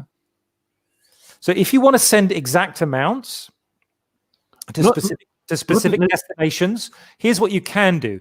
You can create your own schedule file. Well, one thing you can do is just do it manually. You can, let's say you had 3 destinations, you could send 3 separate CoinJoins, but you can create your own schedule file where you, instead of, what am I saying? Instead of, sorry, I'm in the wrong tab. Instead of putting like 0.63, which means 63% of the mix depth goes to this destination, you can actually enter individual amounts in Satoshis. Like you can put like 63,425,000 Satoshis to this address and then wait this number of minutes and then do another transaction and so on. And this is explained, although it's considered like advanced usage. I'm not sure many people are using it. Maybe they are. They haven't talked to me about it, if so. But it was one of like the main things I introduced when I refactored the code, was I thought, wouldn't it be really cool to have a schedule system so people could customize, right? So you can enter, I think maybe it was put in the scripts README actually. Yeah, I think it was actually. Yeah. Yeah, so there's a specific syntax. Oh, it's not there. I thought it was there. But here's a sample schedule file. Yeah. And this explains the meaning of each field. Index 0 is this, and so on. So you can, like here, what I've entered is a sample schedule, which the first transaction pays, whatever that is, 110 million sats with 3 counterparties, 2 internal, that means to the next mix depth, with waiting for 0.8 minutes. That's a rounding figure, and you can ignore that. You can ignore the last 2. And then the second CoinJoin pays from the 0th mix depth, and it pays whatever that is, 20 million and 11 Satoshis with 2 counterparties to that specific address, and then it doesn't wait. So in other words, you could write a series of lines like this, paying individual specific Satoshi amounts to specific destinations. But other than that, in the Tumblr, it's its own thing. It's got its own algorithm. Okay. Yes, my worry was that if I, for example, start with 1 Bitcoin, that I would end with one output with 6 Bitcoins, another with, I don't know, 3.5, and a third one around 0.5. Can you explain this technology to me? You started with 1 Bitcoins and then you got 6 and 3. That's kind of. No, 0.6, point Right. 3. Yeah, well, that's true. That's what you will get. Yeah. Why is that wrong? I don't understand what you mean. No, ideally, I like to have control amount the control the amount. discrepancy. Yeah. Yeah, well, controlling the amount, as I say, you can do it custom, this custom schedule, and then you just load the schedule here, or you pass the minus capital S. What am I saying here? Yeah, you can just load the schedule here, or you pass the minus capital S flag to the command line, which is Python tumbler.py minus capital Python send payment.py minus capital S. Schedule file name, and then all the other stuff, and then it will run through that schedule one by one.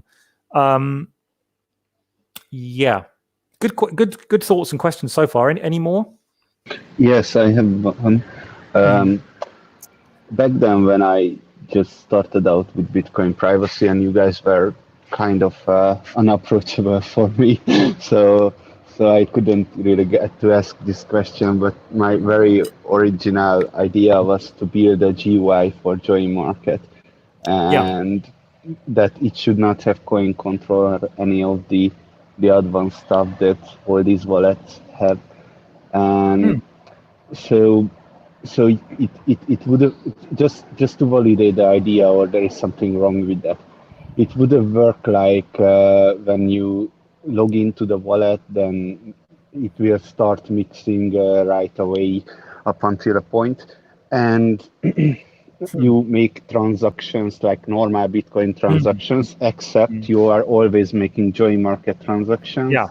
Except if it takes too long, like a 2 minutes timeout or something like that, right? It sometimes happens.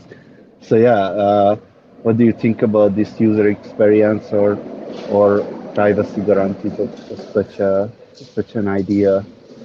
Yeah, I've just brought up a PR I opened some few months ago because I kind of like the idea that now certain things in the background have been refactored appropriately. It isn't actually difficult at all to just have the yield generator, which I want to come on to next, just running in the background in the Qt app. So that would partially, maybe not totally, but it would partially address what you're saying. And in this PR, basically, I set it up so there was like a little icon in the bottom right. And if you just, you click it on, and the yield generator would just be running all the time this application is running. I mean, it wouldn't be, it's not perfect, but I agree that the general idea that it's nice to have something more automatic, more passive for the user than these are all active features rather than passive features. But yeah, we could even go way further. Like, I think it sounds like what you're saying is even more sophisticated than that. So there is hope for privacy in Bitcoin after all. Thanks to you, of course. But anyway, let's go ahead. A little bit.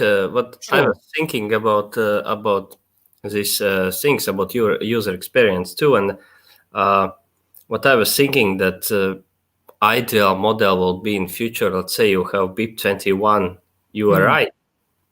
We do, which we do, by the way. Yeah. But you just give it to the wallet, and then wallet decides, oh, okay, this is PayJoin, then we can do PayJoin. If it's not PayJoin, we can try JoinMarket, CoinJoin. If it doesn't work out, like no parasite, like in 2 minutes, then let's do ordinary transaction, and you can add Lightning Network to that too in the same URI. Yeah. Idea that it should be in future, I think, hidden from the ordinary users, and background wallet should do that in the background, like try to do the best transaction that's possible. Yeah, it's tricky, and I think there is a place for tools that actually give the user control as well, but I certainly don't disagree. I do want to mention, because it's recent work that we've done, especially Christap's worked on this particular feature, is we do actually support BIP21 in the recipient field here now. And there is also a pull request with the PayJoin thing as well, but that's kind of another story. But I think before we get lost with anything else, because obviously time is not going to go on, we can't go on forever. I think it's important that I briefly describe the yield generator function, right? So we talked about all the different ways you could send money with JoinMarket. We didn't literally list every single one. There is actually an inbuilt pay join feature, although it's command line only. But I think we covered all the others. We talked about direct sends without a CoinJoin. We talked about, BIP21 URI I just mentioned. We talked about sending individual CoinJoins with specific amounts, including sweeps, which is marked as 0 here. And we talked about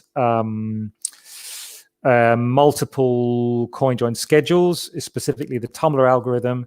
And we also even talked about the fact that we can freeze coins so that you can coin control your spends. But on the other side of JoinMarket is the maker role. And this is more like a passive showing willingness to take part in CoinJoins. That's something weird on testnet probably. I'll look at that later. Oh, that's just nothing. Well, it's a bug. Yeah. So on the maker side, what does maker mean here? Well, basically, you're going to be running, and I wonder if I can do that here. I think I can. Let me think a second. Oh yeah, I could do that. You're going to be running a script, and this is only command line at the moment. As I just mentioned, there's a PR, but that PR is not merged.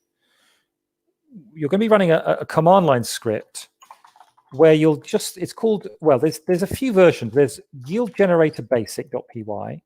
I think generally people should consider that somewhat deprecated, although the difference is small, and they should probably just stick with YG privacy enhanced, which is like yield generator, but it's just slightly, it's got some extra little randomization features in it that makes it a slightly better version of the original basic version. And you'll have to pass then the wallet file name, because obviously you need a wallet to do this, right? And we've talked about how to generate a wallet. This is a testnet wallet, which is why it looks weird. Usually that would be a file name. And this flag is just for testnet, ignore that. And you would run this. Now, you could run this in various ways, and it'll just sit there over a long time, waiting on these IRC server connections, again, likely over Tor. And it will participate in CoinJoins that are requested. It will request a fee, though. And there's one thing about our system, what am I doing? There's one thing about our system that's kind of ridiculous, but maybe it's not the end of the world, is that you kind of still have to enter the actual Python source code file to edit the configuration of these bots. So you'll see here, I have no idea why we haven't put this in a config file yet. It's absolutely ridiculous. But anyway, it does tell you to do this in the documentation. You enter here any changes you want to the default configuration of this yield generator. So you can use either a relative or absolute offer. And what that means is if it's an absolute offer, then the fee that you will charge, if you put absolute here, the fee that you will charge will be this one. So in this case, it's 500 Satoshis per individual CoinJoin. But it's not exactly 500 Satoshis because there is a CoinJoin fee factor, which is a randomization. So the idea here is that we try to make as many things as possible somewhat randomized so that from individual transaction to transaction, it won't look the same and won't therefore be as easy or possibly impossible to watermark from transaction to transaction saying, oh, that address was actually the same bot as this other address because it used exactly the same CoinJoin fee. I mean, it's debatable, but certainly it can't hurt to have a bit of randomization in there. This TX fee is kind of a legacy thing that you can largely ignore. It ends up just being like a subtraction from the fee that you request. You can happily set it to 0, by the way. It doesn't really matter that much. But with the relative fee, it's the same as with the absolute fee. This is a decimal fraction, so it's like this is a very low number. You'll notice it's like that seems actually even lower than I thought. 0.002%. I thought it was 0.02%. Anyway, it's some particular low value that ends up being a very small number of Satoshis per CoinJoin, unless the CoinJoin amount is absolutely huge, right? So that's something to bear in mind. If you use a relative fee, you might find that's advantageous if you're offering larger amounts of coins. I would say about that relative fee defaults, we are unfairly cheap compared to Wasabi, because Wasabi has 0.003 and we default 0.002. Yeah, I mean, I think okay, it's a big topic. I'm not sure if I want to get. I'm trying to make sure that I'm giving people like the really important practical facts. So the most important practical fact, if you're going to run these scripts, is that you can and should edit these files. You should bear in mind that when you look at this list of, and by the way, how do you get this? I'm getting this on localhost 8102, yeah? So 8102 is the port that I set, and localhost, because I'm running it locally, I'm not going to joinmarket.me, which is unreliable for technical reasons. But I mean, the data's there, but it's not reliable.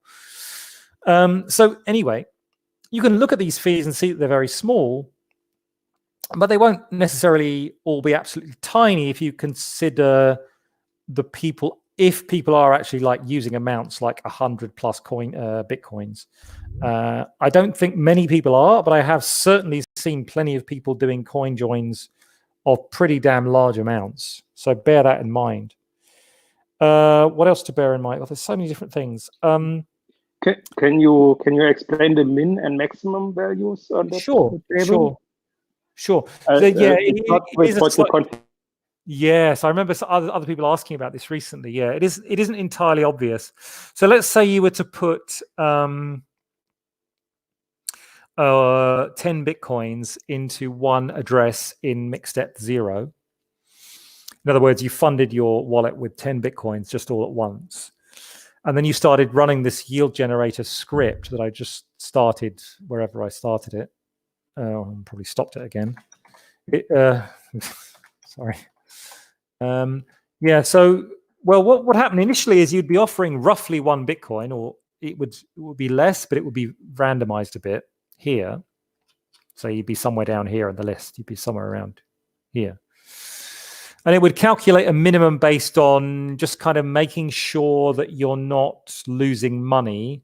But also, if I remember correctly, you can set that minimum yourself. You can also say, I don't want to do CoinJoins lower than X, which is actually kind of a sensible thing to do, because you don't want tiny outputs if you can avoid it. But the thing is, that amount is likely to go down over the first period of you using.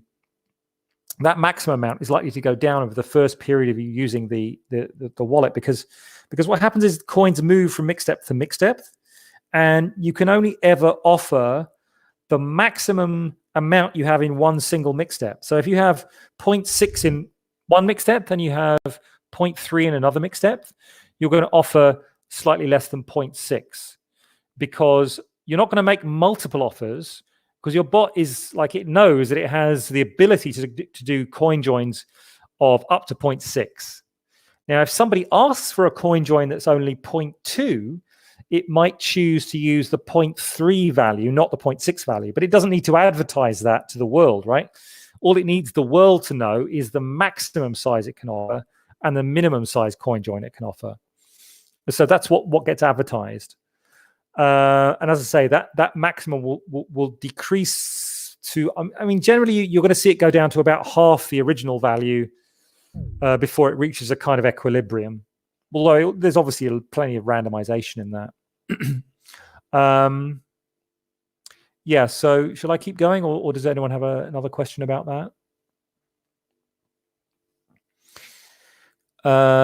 So I do want to mention that there are alternatives, although at the moment they're very limited. At the moment, there is one alternative yield generator script that you can just simply copy and paste this Python file into your script subdirectory and run this instead. And as to like, what does it do? What's the point of that? Well, it explains it to you in the file. I hope it does. Yeah, there. A yield generator bot that sends funds linearly through mixed steps, but not back. So it only goes forward. So a bit connected with the discussion we were having earlier. Now, we could have as many different custom yield generator scripts as we like. If anybody wants to code them. As you can see right here, if you only want to implement a very simple functionality, it can be a very small amount of code that you would have to write. So consider that if you're inclined towards that kind of Python coding, or you just find the idea of an alternative yield generator algorithm interesting, feel free to chat with us on JoinMarket's IRC channel on Freenode. Adam, a question. Yes. Question, if such a different yield generator script is used, is this revealed to outside observers? Like, does it decrease my anonymity set if I use custom yield generating scripts? I think the simple answer is it could do, right? But I think it's going to be less likely to be a problem than you might imagine, as long as you're inheriting some of the main randomization. That one in particular, if you think about it, mainly it's just going to end up limiting the bot's opportunity to offer the maximum it possibly could at any one time, because it only wants to go forwards. So when coins accumulate in the last mix depth, they can't be offered because they're not going to go from mix depth 4 back to mix depth 0. So it's just going to be like somewhat economically suboptimal, but it isn't really going to change most of the other behaviors. So if somebody submits a new script to this repo, obviously we're going to review it. And if we think it's got a massive flag on it, we'll just say, you don't really want to do that. About this, there is another thing. Well, you can write whatever generator you want, and including you can, if you would write a yield generator that does multiple offers. Let's say you want to do absolute fee till the certain amount, and then you do relative fee. That kind of thing can somehow de-anonymize you, because that's not what open source default yield generators do. And there's another thing, actually. If you come up with some yield generator algorithm that earns you more fees, there is no incentive for you to open source it. You want to just run it by yourself, and that's all. Yeah, but I mean, it's like, if you think, it's interesting, isn't it? Because think about the really extreme case where somebody decides to run a yield generator which like does its absolute best, like tries its very best to be completely like public and link all of its addresses together, right? Obviously, we can't stop that, as you correctly point out, and it's really kind of equivalent to, it's somewhat like a Sybil attack, right? Because it might be like, there might be one or two bots like that. So I remember us having this discussion pretty early, like a few years ago. Like, is there any way that takers can be more intelligent about choosing makers other than something simple like price? And by the way, this led to, it's kind of not directly related, but it's part of the same category of issues, is the JoinMarket's like selection mechanism for makers evolved over the years. And now for a good like 2 years, the case has been that what JoinMarket actually does is that the taker sets effectively a ceiling on fees. The taker says, I'm not prepared to pay more than this relative fee. I'm not prepared to pay more than this absolute fee. And I forgot to mention that it's in the configuration, but you can read about it. And but underneath that ceiling, I'm going to choose 100% randomly. And the reason for that was that if you just try and select the cheapest fees, you're going to give the Sybil attacker the massive advantage that they can just simply offer the lowest fee. In other words, it's too small of a target. It's very easy for someone to hit that target. Whereas if we make the target very broad, that analogy doesn't work, does it? Target's the other way around. But if we make it a very broad range, it's much more difficult for the Sybils to like isolate you and just choose that. But what you're saying is a little bit more than that. It's even worse. It's like, well, makers might not behave well, or they might just not behave the way that you as a specific taker want your makers to behave. So takers in an ideal world would have this incredibly advanced like intelligence for like detecting the fact that the makers they're interacting with have bad wallet practices, for example, or as you say, it could just be like a specifically coded yield generator that has some massive flag on it. Unfortunately, all of that is just like way above what we're doing. I mean, that is really sophisticated, and we're not doing that yet. By the way, about yield generators, I've been too lazy to code that myself, but maybe somebody wants to do that. I can just share freely that idea. Actually, from economic perspective, I think the most effective yield generator would be that monitors the order book. Oh, somebody else did this, yeah. And then dynamically changes the fees. We had this early on. There were at one point we had, I think, maybe 4 different yield generator scripts. And it was actually me. I just threw the toys out of my pram and said, "Look, fucking hell, guys, I'm not managing all these different scripts." So I made this custom scripts directory. And I said, "Put them there." And somehow, like, most people didn't bother or something. And it's a real problem of maintenance. But I do want to mention, yes, somebody did that already in like maybe early 2016, I want to say. And they would at one point it was coded in such a way that it ended up spamming the IRCs with like way too many messages. But I mean, just generally as a general principle, it is definitely possible to do that. But what we've observed, and especially with this randomization that the takers have when they're not very fee sensitive, is that the fees have degenerated to very low values, generally sort of converging on 0, but not literally 0. Where I think essentially what's happened is that everyone's realized that the nature of the economics of this system is that because the taker pays essentially all of the Bitcoin network fees, that they're already paying more than enough, that the makers are getting a lot of the privacy benefit, but perhaps not literally all, because I've already mentioned a couple of slightly unobvious reasons for that. So consequently, although people are still collecting small fees, they're generally very small. So it's more of that time versus certain properties trade-off. So I think that's probably why, like, the focus on fee optimization that people had in the early days has gone away, because people realize there isn't really much fee to collect here. It's more just like having a trade-off between free, long-term, fairly good mixing and not free, very short-term, better mixing. That's the actual trade-off. About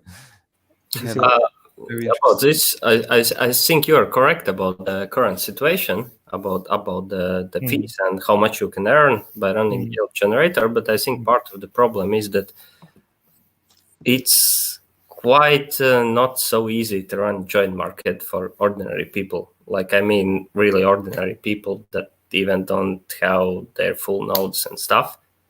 And I think if the JoinMarket as the taker side, as a client, if it would be implemented in, let's say, some mobile wallets in future, that could probably change.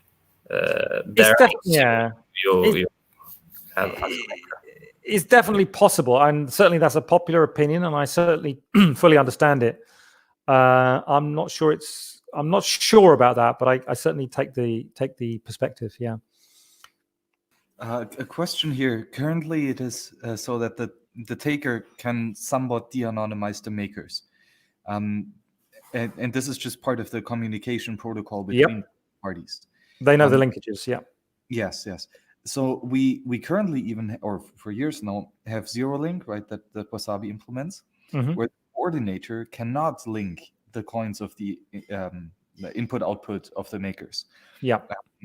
And like, we're doing some research on more advanced stuff now, but the general idea, is there a plan or an interest in making the taker or revealing less information to the taker? I don't think anyone's working on it. I could be wrong. The idea, for example, using, I don't know, CoinShuffle++ or using some other, like a blinding-based system, it's definitely plausible. Just seems like a lot of extra complexity there. Not really sure. I mean, I couldn't tell you. I think if somebody came along and said, "This is what we're going to do," I'd hear them out. I would definitely hear them out. But it is a lot of work. So, I mean, the taker already gets the property he's looking for. So, I mean, that was always the original argument, that it was a better trade-off because we weren't going to have to deal with the complexity of, for example, anonymity networks. Although in the end, we ended up having that anyway, really, or maybe not very well implemented. But you know, that sort of identity switching thing that you need, and then if it's like CoinShuffle++, I mean, if you actually delve into the mathematics of that, it's kind of complicated. I'm not saying I couldn't do it, but it would be a huge project. So I've thought about it a few times, but I've just got so many other things to do that I've just felt like that's a huge can of worms, you know. Yeah, I'm not sure of the implications. And what I'm curious here is because currently the taker has a privacy benefit against the makers. Mm-hmm. But in such a world where something like Cash Shuffle or ZeroLink or Wabi Sabi is in JoinMarket, the taker does not really have a privacy benefit. Yeah, he would lose one of the benefits. Yeah, exactly. So he might pay even less fees. Right? Yep. So that's what one would tend to believe. Yeah, I remember having this kind of line of thinking myself years ago. Yeah, I don't know what the implications are. I mean, the obvious implication is, well, the fees just would be less, and then you can say, well, the fees are already stupidly small. Well, then you've got to account for the other factor that was just raised a moment ago, which is that also depends on the demand, and the demand might depend on the usability, and there's all these factors together. It's just very complicated, you know.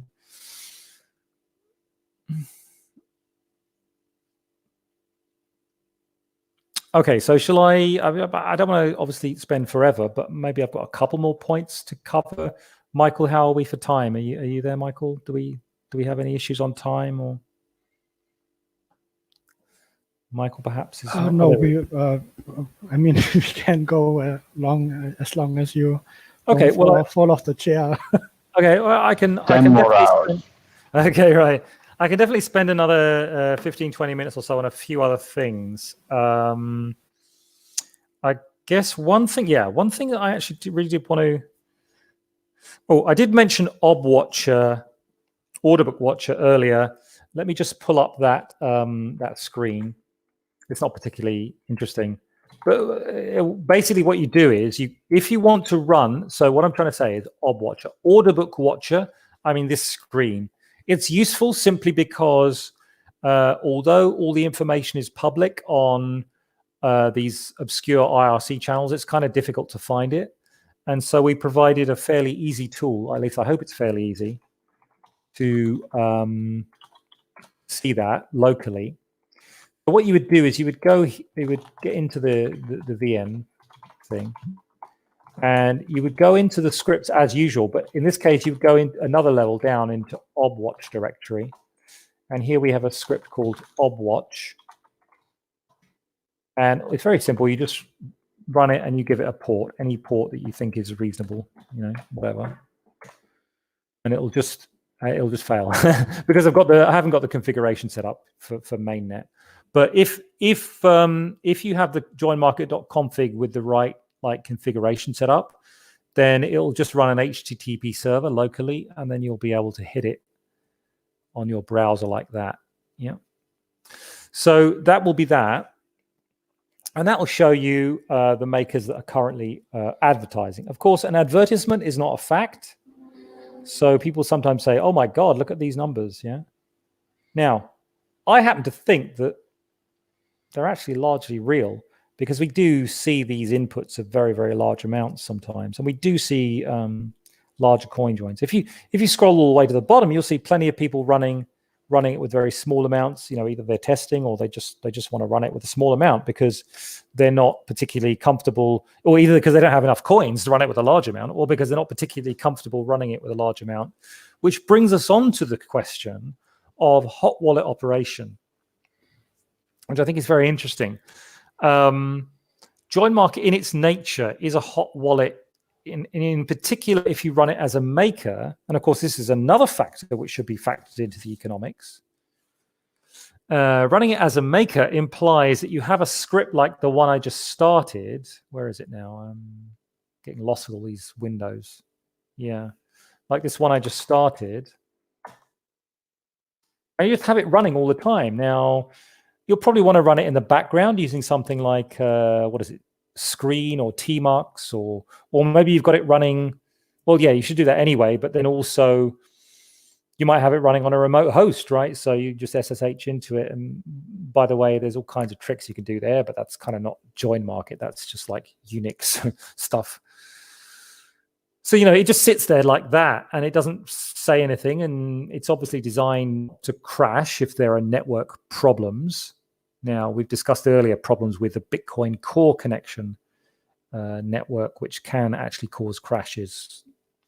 But in terms of like your general network, you're switching on and off your VPN, you're switching this, that, and the other off, and the IRC server goes down, and all these things happen, right? But it is designed to just recover gracefully in all those situations. So I've been able to, over years now, it's improved a lot, and I've been able to run it for weeks and months at a time. But it's a hot wallet, right? So that's kind of uncomfortable. One way you can ameliorate this problem, it's a little bit high tech, but I get the impression people here are the kind of people who like that. One way you can ameliorate this problem is to use a feature that is kind of like fundamental to the way I coded this when I refactored the application back in 2016, is something called JoinMarket D. And so that's obviously D meaning daemon, or demon, however you pronounce it. I wonder if that would even work.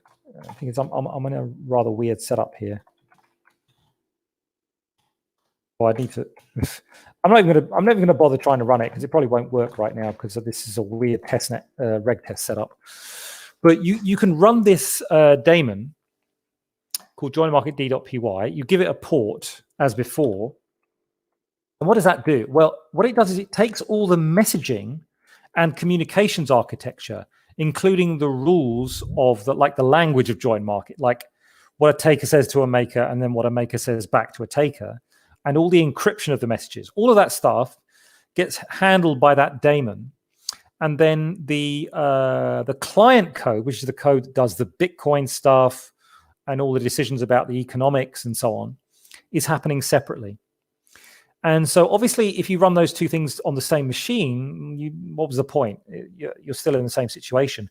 But what you can do is run that on a remote machine, although I have to say it's pretty tricky to set up, and it hasn't been worked on as much as I would like, because I think it's a really cool security improvement.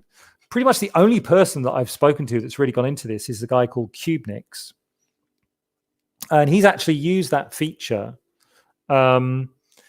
in a setup using cubes, which I'm sure some of you know, and he's written it all up for us. Now, this is actually linked from there.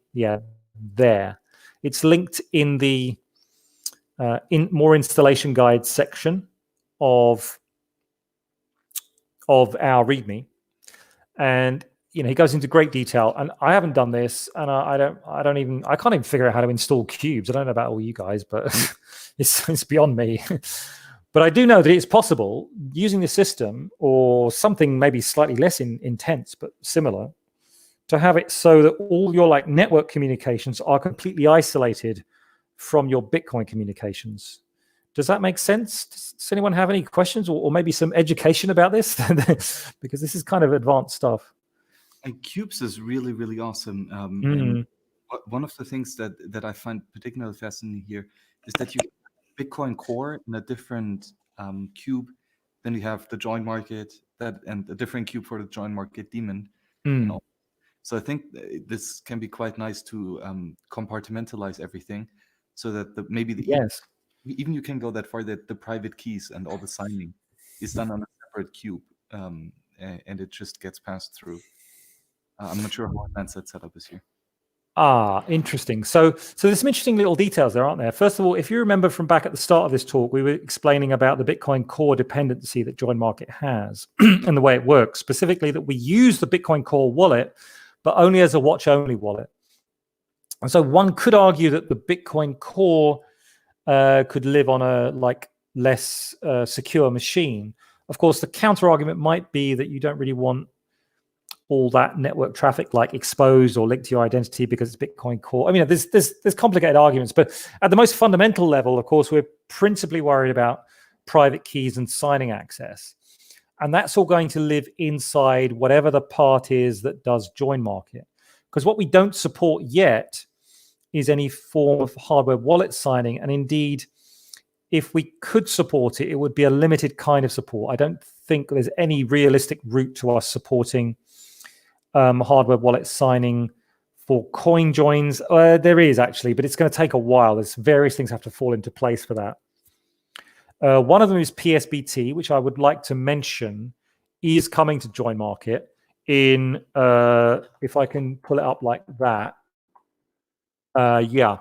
So 536 is the number of the PR, which is labeled somewhat, well, not cryptically, but it's Python Bitcoin TX is a fork of Python Bitcoin lib. And I decided after a lot of tearing my hair out, whatever's left of it, and figuring out how to get like the things that we need in place in order to do these new features. One thing we had to do was clean up some aspects of the Bitcoin processing in the back end of JoinMarket.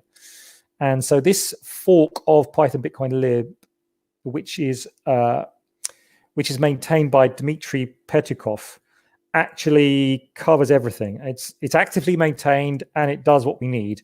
There's a lot of information in this PR. Obviously, people aren't going to read all that, but I want to mention that it's basically done now, and it has PSBT support, and it has PayJoin support in the new form by BTC Pay Server, for which the BIP has just been released by Nicolas Dorier.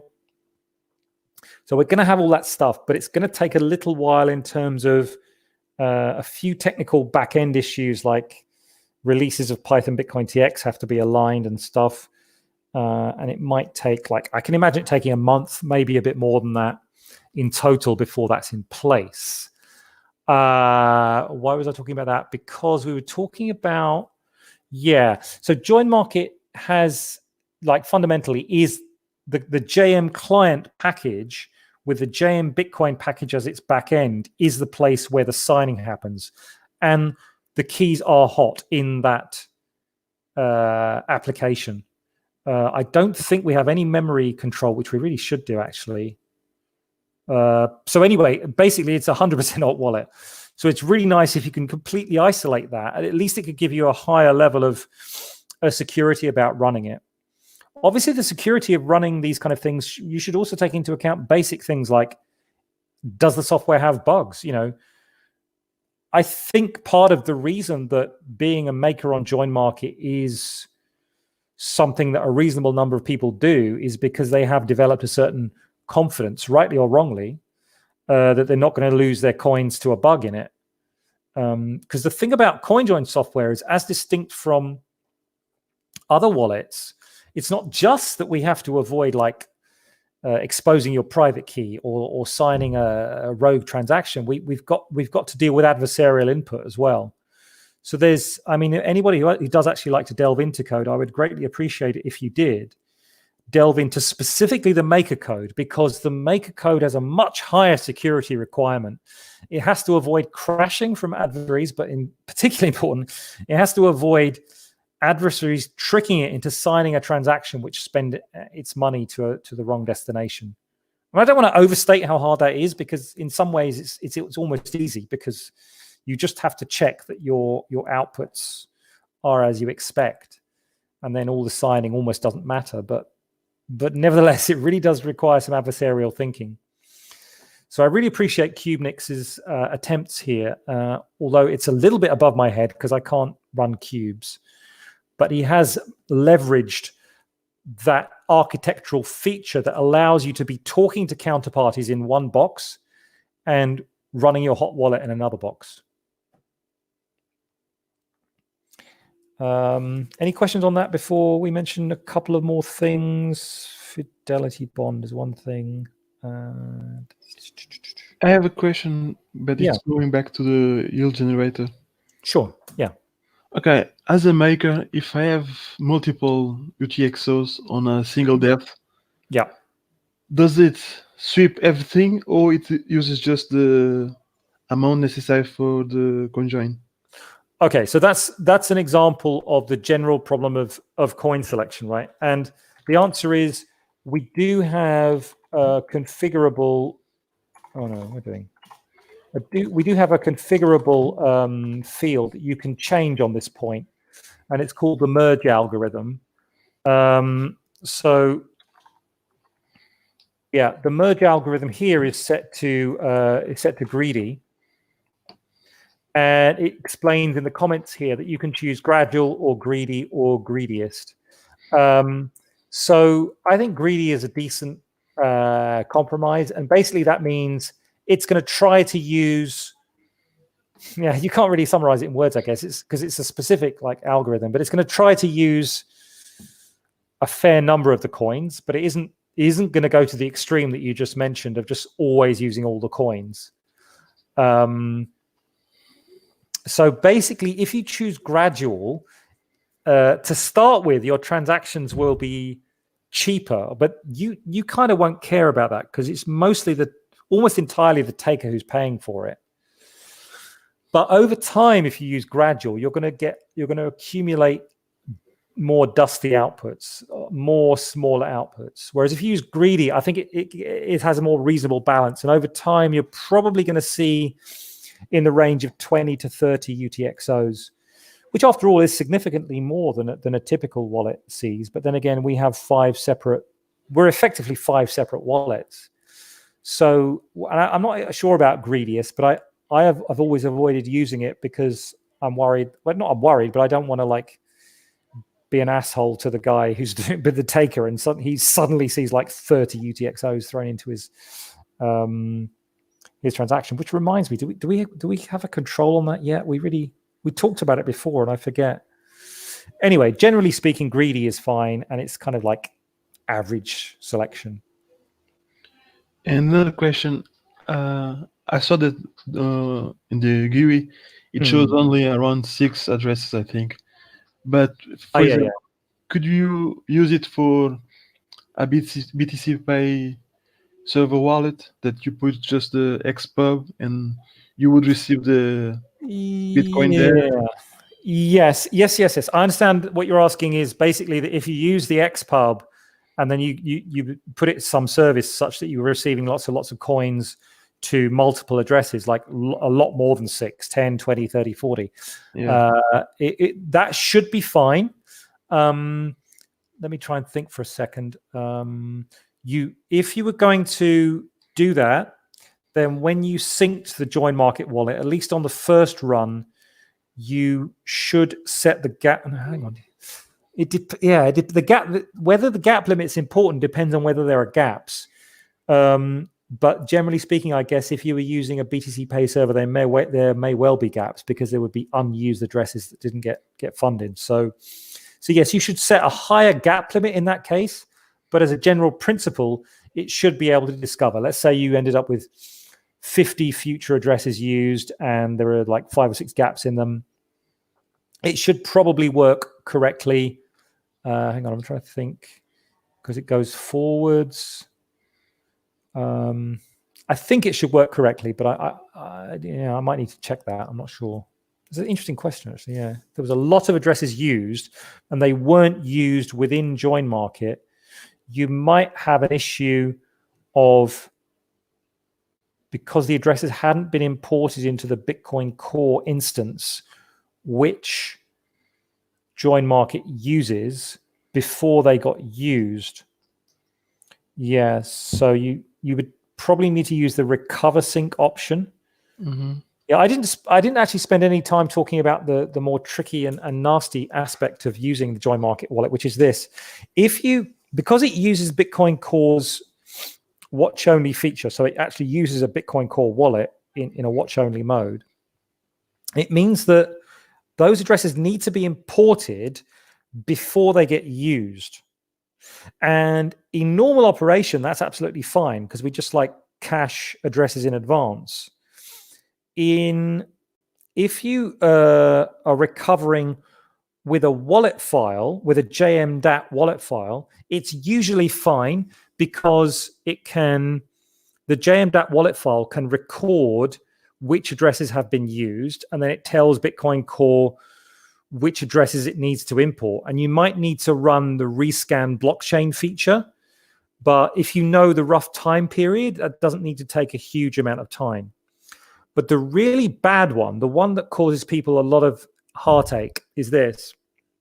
If you just write down the recovery phrase, the 12-word recovery phrase, and optionally the 13th word, and then you go to some other place, some other Bitcoin Core instance that has never seen your JoinMarket wallet, and you just try to recover it, then unless that wallet has only been used a little bit, in other words, if that wallet has been used an awful lot with tons of addresses, you could have, first of all, you will have to specify recover sync as an option to wallet tool. Second, you should specify a large gap limit. And third, you will definitely need to do a rescan blockchain. And you might even, in the worst case, have to do it 2 or 3 or 4 times before it finally figures out the entire wallet. So that can be a real pain in the butt. So please do bear that in mind. What I recommend to people, rather than thinking too much in terms of, oh, well, I've just got my recovery 12 words and that's all I need. That's technically true, but it's more practical to, if you want to move like to a new wallet because you're fed up with this wallet, it's gotten too big, or you just need a new wallet, send out the funds in sweeps, mixed depth by mixed depth, to a new wallet. Like if it's like a wallet on another machine in another location. I just think it will remove a lot of headaches, because personally, I hate doing rescanning of the blockchain in any form. It's annoying. And then I have to figure out if the gap limit's right. And that's just like, no, I don't want to deal with that. And if you can't do a sweep by mixed step by mixed step, then at the very least, to make sure that you're taking the actual wallet file, the JoinMarket wallet file, which contains the index information, rather than just going from a recovery from a phrase. I think we should, like in long term, we should avoid that sweeping thing, because, well, it's just extra bytes. Oh, sure, yeah. Blockchain, and but it's try to avoid that. No, but sure, but it's I'm talking about something that you're doing very rarely. What I really upsets me is when people say, "Oh, I'll just export the private keys and do this, that, and that." Just do not use private keys. If you've got any common sense, you should understand that any actual exposure of a private key has just reduced your security by like 50%. And so just do not expose private keys. And this is particularly important with BIP32, because one private key exposure in BIP32 can potentially expose, an entire account. So although we have dumping private key feature, whatever, of course, there are emergency situations. I totally understand. Don't do that. And in terms of recovery, I know that's a slightly different point, but in terms of recovery, yeah, it's true that you don't want to be sending coins on the blockchain, but it isn't that expensive, because this is a very rare operation. And I think it should be the default way to move coins to different places.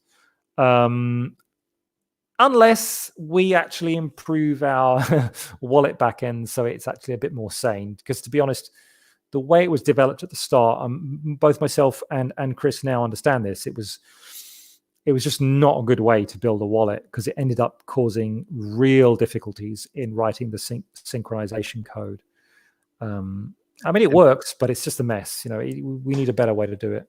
Maybe to build on what Chris Kripstak said, if you're going to do a self-spend to your new wallet, I think at least it should be a CoinJoin, right? A taker. So that you at least get some privacy. So it's not a complete waste of block space. At least you get some privacy from it. Well, that's true, but then you need a bit more block space to do the CoinJoin. But yeah, okay. I agree. I would prefer to do each of those mixed depth sweeps as CoinJoins than not. I agree with that. Anyway, yeah, so lots of stuff.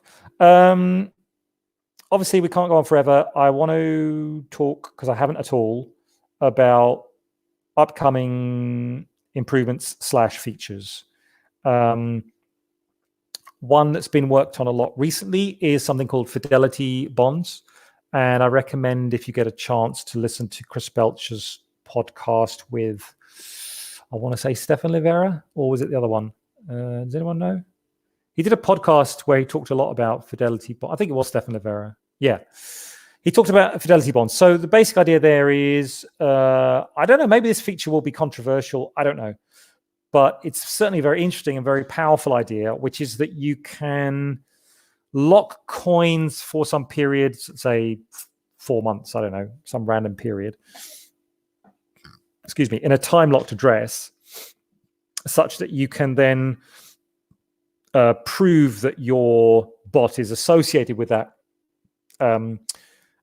locked coin, and therefore it acts as a kind of a fidelity bond, and not to prove that you're not a Sybil attacker, but to make Sybil attacking very expensive, or at least expensive.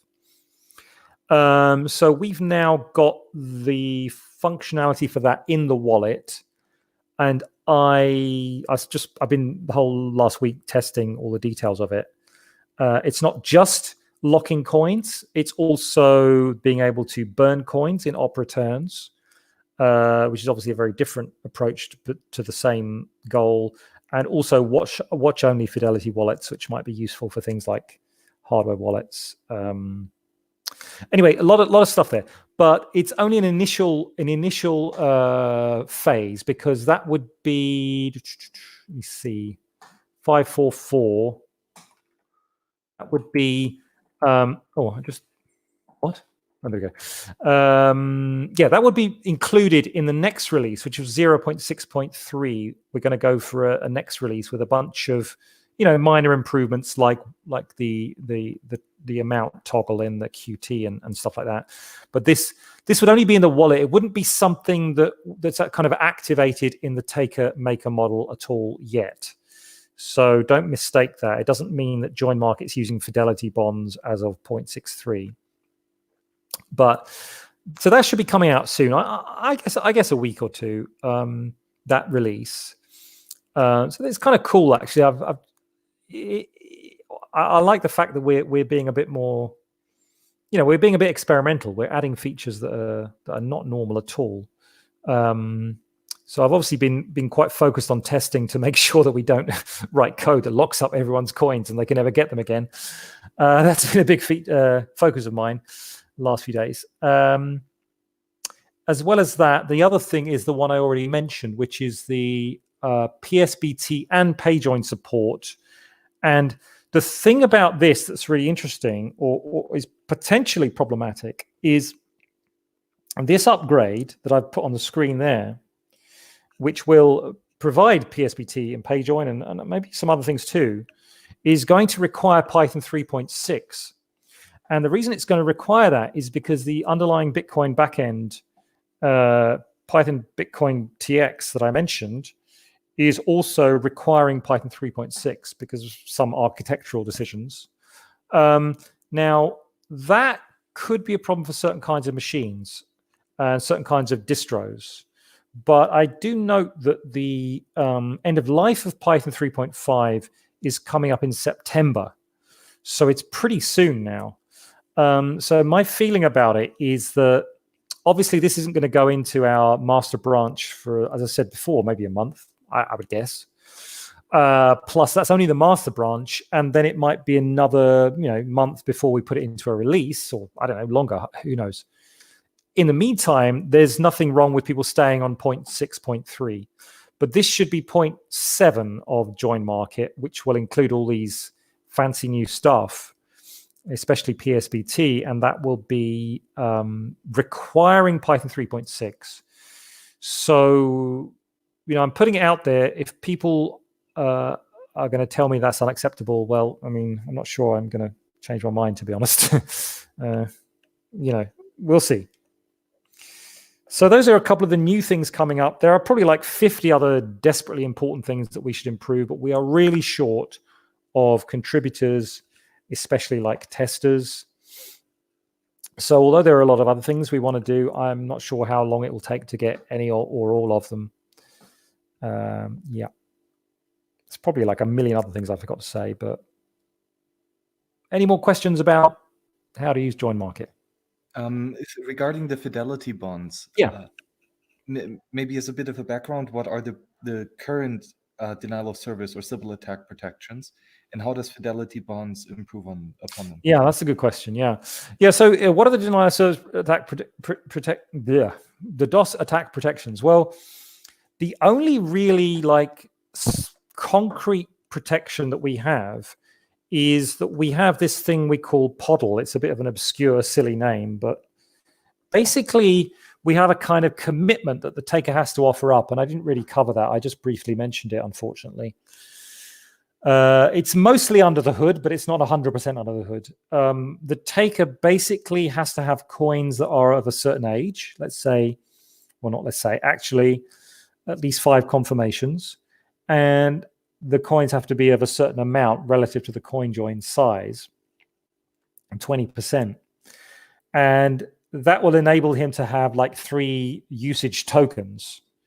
So that's a kind of a cryptographically derived trick to force takers to actually not lock coins, but kind of prove that they own some coins before they start the negotiation with makers, so that the DOS attack of constantly requesting, a bit like has been discussed with PayJoin and maybe some other things like dual funded channels, you've always got this issue of, if you're offering a service, are you going to reveal information when people constantly ping you and make requests and then don't complete the transaction? So that's a partial protection against that kind of DOS. Now, to be clear, DOS, is obviously a general term, and that's really more like specifically a snooping attack. If you ask things about DOS at the network level, then it's kind of interesting. If somebody wanted to DOS JoinMarket at the network level, the obvious thing to do is the IRC servers, because that's where their messaging gets coordinated. Even though it's encrypted, nevertheless, the servers are actually coordinating the messages between the bots. And so you could try and bring down the IRC servers by just DOS attacking them, but we do at least have the redundancy feature. So if one IRC server goes down, the communication continues on the other. Now, at the moment, there's 2 configured by default, but there could easily be 3 or 4. It's certainly not an amazing DOS protection, but it is a protection. Other DOS protections are things like, one of the principal DOS attacks is just if there are holes in our code that the maker is going to crash when you send it the message blah, then obviously that's a DOS attack. But that's just us screwing up. So we patched loads of small errors like that over the years. Most of them never got used, but I'm reasonably confident that there's probably not a DOS attack like that. Other DOS now, but what does fidelity bonds actually address? Because it doesn't address any of those things, right? But wait, sorry. Quick, so this age of the coin is only for the taker. Yes, it's not have to prove anything like that. Exactly right. So that's what I'm going to get on to. So what the fidelity bond addresses is the other side of the first thing I said, which was that the taker has to prove something, because currently the maker doesn't really have to prove anything. Now, to be fair, it is asymmetrical, right? Because it's obviously the taker that initializes a request, and the maker is just passive.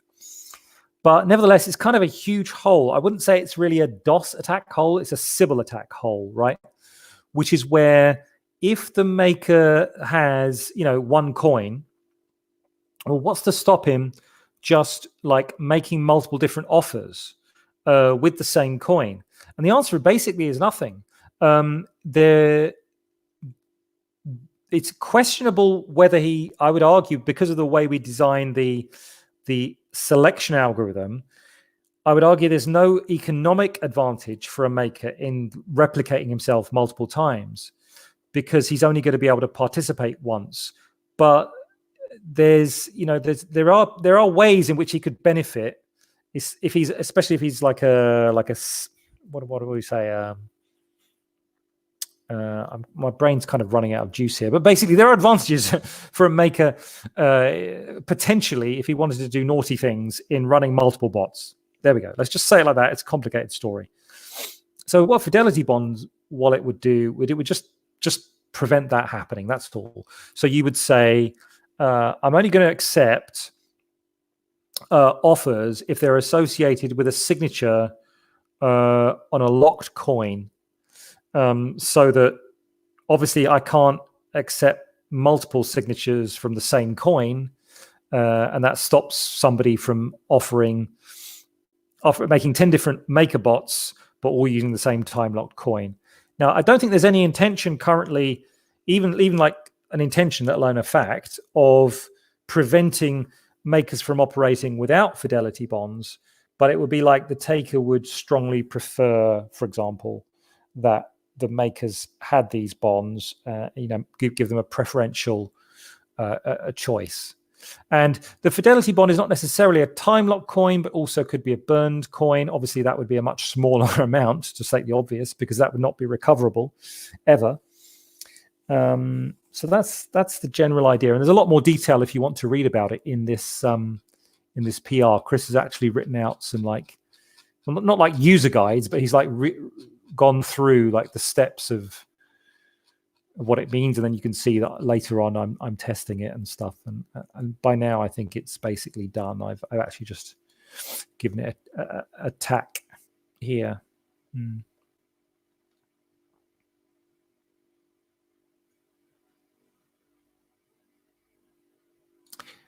I see Chris Tapps has a slightly different opinion there, but we'll talk about that offline.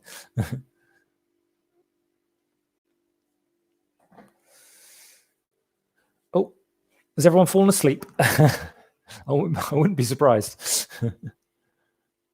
I'm still here. Oh my God, he's still here. Unbelievable. I'm not sure if I'm still here, to be honest. I've been talking for like 2 hours and I'm getting kind of tired. Any other questions? Any questions about, it's kind of an interesting broad topic, isn't it? Like, what do you think? Does anyone here have a strong opinion about what we should add or change? Obviously, you can say things like, "Oh, it should be easier to use," but I'm talking about more concrete statements, like what could be added or changed in the application. I have.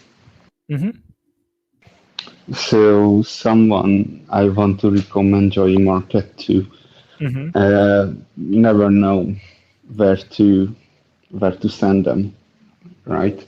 Right. It would be nice to have like something where I could send them and would not try to explain PGP for them, you know. Yeah. I mean, I don't know. I mean, I can't see myself doing that. Like, do you mean like writing a couple of website pages that explain? I mean, don't forget, I showed I didn't really spend much time on it here, but there is, this one.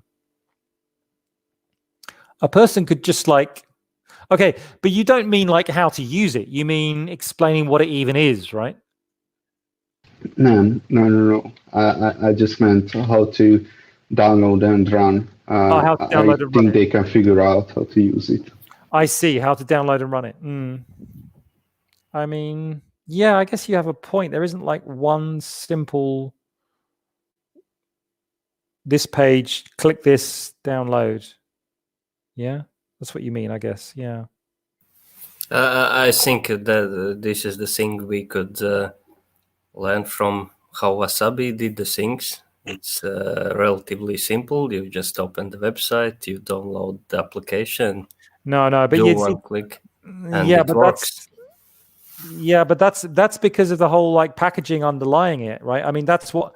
Yeah, but it also I have noticed that you people ask like for a website something, and then you give the GitHub link, and it somehow for ordinary people doesn't look so good as some nice web page with stuff. And yes, that's two separate points, and I already kind of agreed with the first one, which is that it would be nice if there was a web page and it's just this is what you do.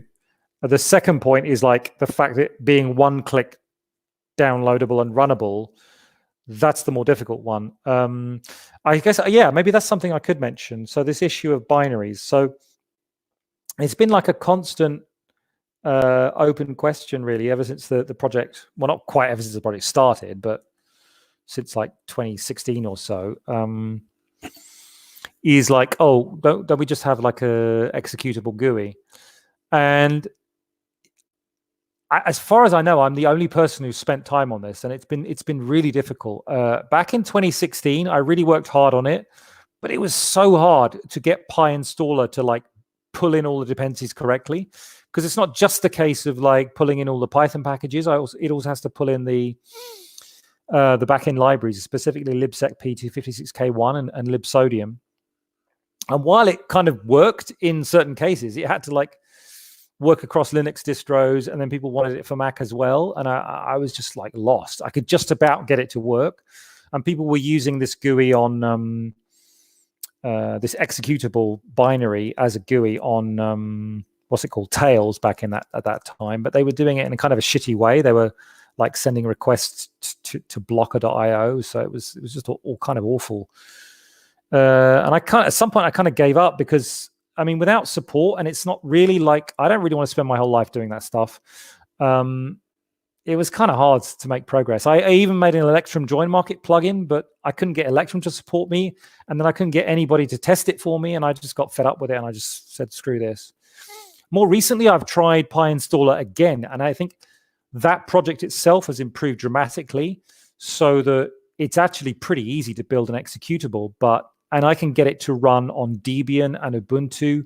I'm not going to claim it runs on every Linux distro, but that's literally just like a one-click, this binary, download that binary and run it. Okay, you should check the signature, but that's it. But like again, Mac, I mean, it's not all there for me. So it's not like when you're running something with where all the backend is kind of arranged for this to work. But this kind of Python architecture, it's not there for me. So I've got to like somehow find somebody who's gonna at least test it on Mac. I don't even think I can build binaries for Mac. I can probably build a binary for Windows, but it's a bit of a mess even still. Which is why we ended up going to the WSL solution of Windows subsystem for Linux, because then it's already there. Even if you the Mac package, good luck trying to sign it and to publish that signature. Right. Yes, I've heard about that. Yeah, a whole 2 months on getting the Wasabi package. 2 months. Wow. Yeah. It's unfortunate that I mean, the architecture that we chose back in the day was just a bunch of Python scripts, and then we just sort of morphed into a bigger and bigger thing from there. And it means that it's kind of not really, I mean, it's not impossible, but I think if we had one or two people who had somewhat knowledge of this area, or maybe just one, we might be able to make significant progress. But there's never been such a person, unfortunately. I mean, even the installation, like we have a one-step installation script now that kind of works, at least on Linux, for most Linux distros. Even that was a huge step forward from what we had initially. So I kind of get a bit upset that people don't even give us credit for that. Like, but there's a guy called Ruby who worked on that for us on IRC, who did a lot of work, and it really improved the installation dramatically.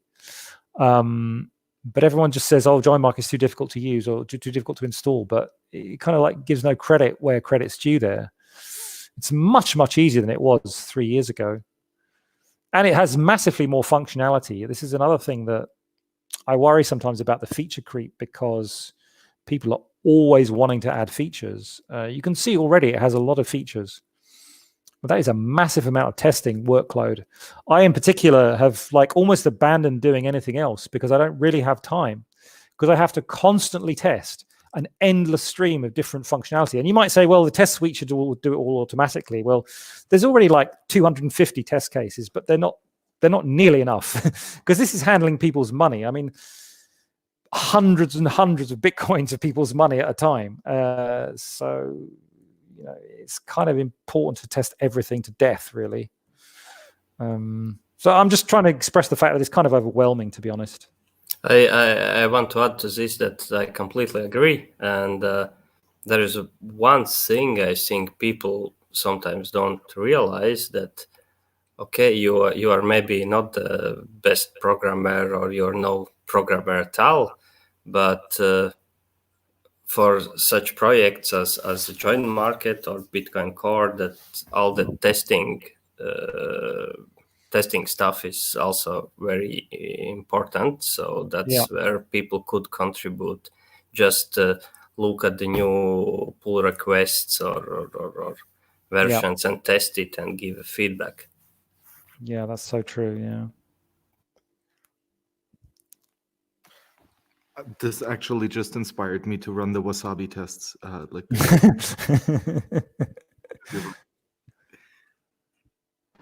It inspired you for the wrong reason. It should have inspired you because you are the one who is like the most feature creeping person I actually know. That's very true. This brings me on to something I totally forgot to say, which is there is a testing.md file which I wish people would pay more attention to, and I include people who are developers who have been active contributors.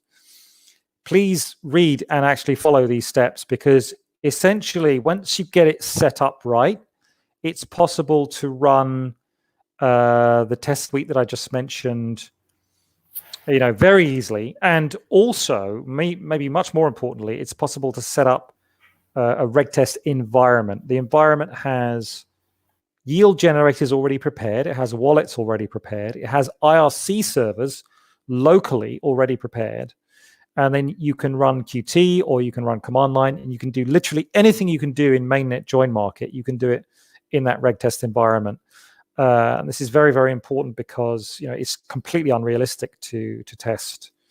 In my opinion, even on testnet is unrealistic, because testnet is just a disaster, and mainnet is too expensive and too slow. So you have to do this if you're gonna. If you do want to contribute, I mean, the very first thing I would suggest, or would want people to do, actually, we should have a contributing document. We still don't. But the very first thing I would like people to do is read that file and try and follow the steps described.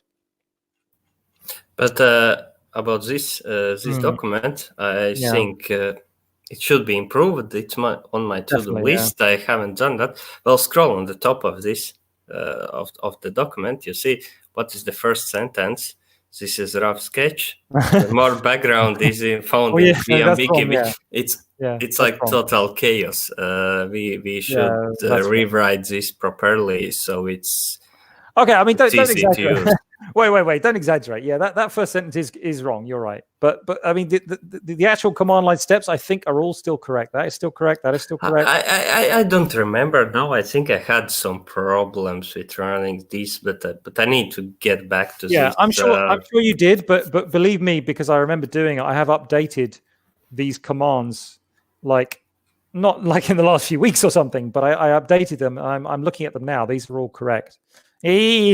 I'm not saying it's necessarily going to work. I agree. There'll be tiny little errors here and there, but that's exactly what people should be telling me, or we should be updating, because this is the path towards actually having people contributing in a way that is, as you just mentioned, is absolutely critical, that people are contributing in the form of testing in a way that really helps us, because the project has just gotten a bit too big for like me and Chris and even you as well. There's still not enough people to really maintain this project properly. I mean, I think it's okay now. I wouldn't be pushing out code if I didn't think it was still okay, but it's gotten too big, and it's getting bigger. So when is mobile? My response to that is not printable is not recordable on a live stream. The same is from my side. When mobile, yeah. When Snicker on Wasabi.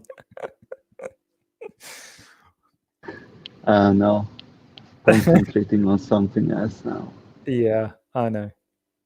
There's always something shiny and new, isn't there? But regarding Snicker, when last time we had a conversation, I was thinking, and I really couldn't come up with a reason for Snicker compared to JoinMarket, just to except that it's not completely interactive. Like, like regarding the transaction structure, JoinMarket is just it's not an improvement, right? No, of course, it's just because it's not interactive. That's all. Yeah, that's the only reason. Anyway, that's another topic. Yeah, I think I'm done. Any overall final questions on using JoinMarket? I should probably turn off the screen share. Or maybe not. Depends. Yes, last chance for question. So yeah, sorry, I'm going to ask. So why did you? It was not clear to me. Why did you discontinue the single executable? Right. So it's a complicated story. I was struggling to keep building the my workflow for building the executable was a complete pain. And especially, perhaps this was my fault for even trying, but especially because I was trying to do it for Windows too. So at some point, I just had to make a rational decision about restricting how much time I spent on it, because it's not so much that like building something like that takes a long time, right? It's not like writing code. It's just you're just configuring something. But the problem was that when I encountered errors, they were so obscure and difficult to solve. That's what was taking the time. And the errors didn't seem to completely go away after first solving them.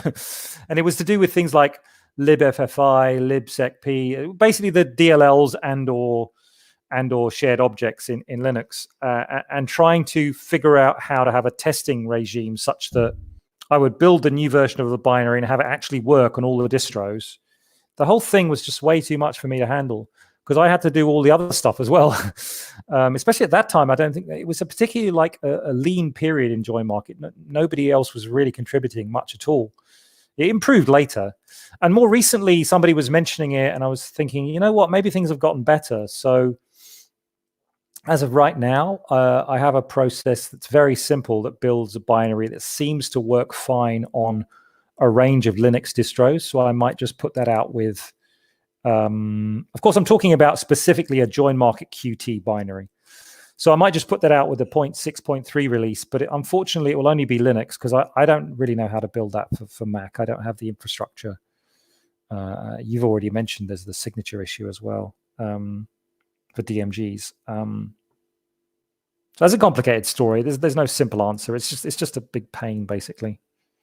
May I add a little bit on this? Sure. Because I think for the last year or even more, as contributing to JoinMarket, I'm working a lot of UX issues. Yes. And which is strange, because outside Bitcoin, I basically hate working on the front end UX and testing, and that's the UX and testing is the thing I do in the Bitcoin space. But the thing was that I remember like you think, you would be cool to have like one-click JoinMarket Qt, like people just don't like that. But I remember like every time you just randomly click through the GUI, and there is like random bugs everywhere. And I just understood, okay, we should first concentrate on fixing that stuff. There is no point doing like one click software if it's not usable for the because which are the people who wants that one click? They are not the most technical persons. So we should first concentrate on fixing the user experience in the application itself, and when it's like at some level, then we can concentrate on doing like simpler installation and stuff. Yeah, that's a very good point. So Kristaps is explaining his experience, which I, of course, directly observed as I was interacting with him over the last year plus, which is that he would actually, the problem we had was and I think we still have this, is that we don't have any part of our test suite. None of it covers JoinMarket Qt. And so testing previous to him turning up consisted of me running JoinMarket QT and clicking buttons. And of course, I'm not going to click every button that I should click as a tester. And he did, because he had fresh eyes. And he helpfully helped us clean up, I think, pretty much all of the most trivial errors in QT are now fixed because of that work. So obviously, we greatly appreciate that. But I'm still a bit, what's the word? Cynical? Not quite, but I'm not sure whether we're going to reach that magical land of, the non-technical user uses JoinMarket, because, yeah, they click on a one-click executable. That's great. But then they're presented with a window like the one I just showed you, right? Which is just so un-user friendly already, like these windows.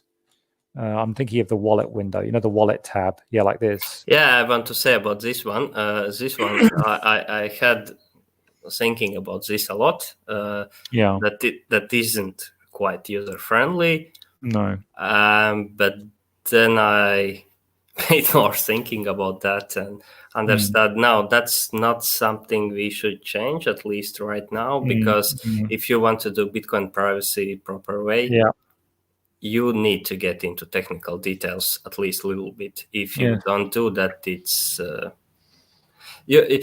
because you can use JoinMarket or Wasabi or whatever. It take you like one mistake to de-anonymize. Well, I mean, to some extent. Well, not always, but it's possibility that you just do one thing wrong and it makes everything you did before almost useless. Yeah. I mean, anyone who's used Wasabi or I guess Samurai 2, I haven't used them, but I have used Wasabi, but not Samurai. But you made the first Wasabi transaction on the mainnet. I did, and you tried to film me with your camera while I was entering my password. I remember that part as well. Yeah, but before that, I mean, what are you doing? We never done this. Why are you doing that? Yeah, that was cool. Yeah, I remember. Yeah, that was in Lisbon. But the thing is, what was I saying? Yeah, so obviously, like, if the niche you're interested in, usable, easy to use CoinJoin for like the masses, so to speak, JoinMarket's nowhere near that. Wasabi, you could argue, is like that. I don't know, and Samurai possibly, I don't know. But we're not there. If we wanted to move in that direction, we'd have to like seriously change quite a lot of things. At the moment, it seems to me that the niche the JoinMarket wallet is at least trying to fill, whether it fills it or not, is trying to fill that more advanced user niche of being able to do a lot of more complex or manipulations, including coin joins. But we're kind of spreading it out a bit now. Now we've got coin selection and we've got pay join coming in, and maybe we're having PSBT coming in as well, which we really should, I think, although there are limitations with that. So it's a kind of, I think it's got to be a more advanced user tool if it's anything at all, right? I think it's got to be that. I think about this. I think it was in there was like to-do document in the GitHub, and there was one, I think, point that like re-implement JoinMarket protocol in different programming language. Yes, and it comes back to my previous point that, let's say somebody would re-implement JoinMarket, let's say taker side only in the let's say JavaScript. Yes, I think the Blue Wallet is, for example, in JavaScript and a lot of those mobile apps.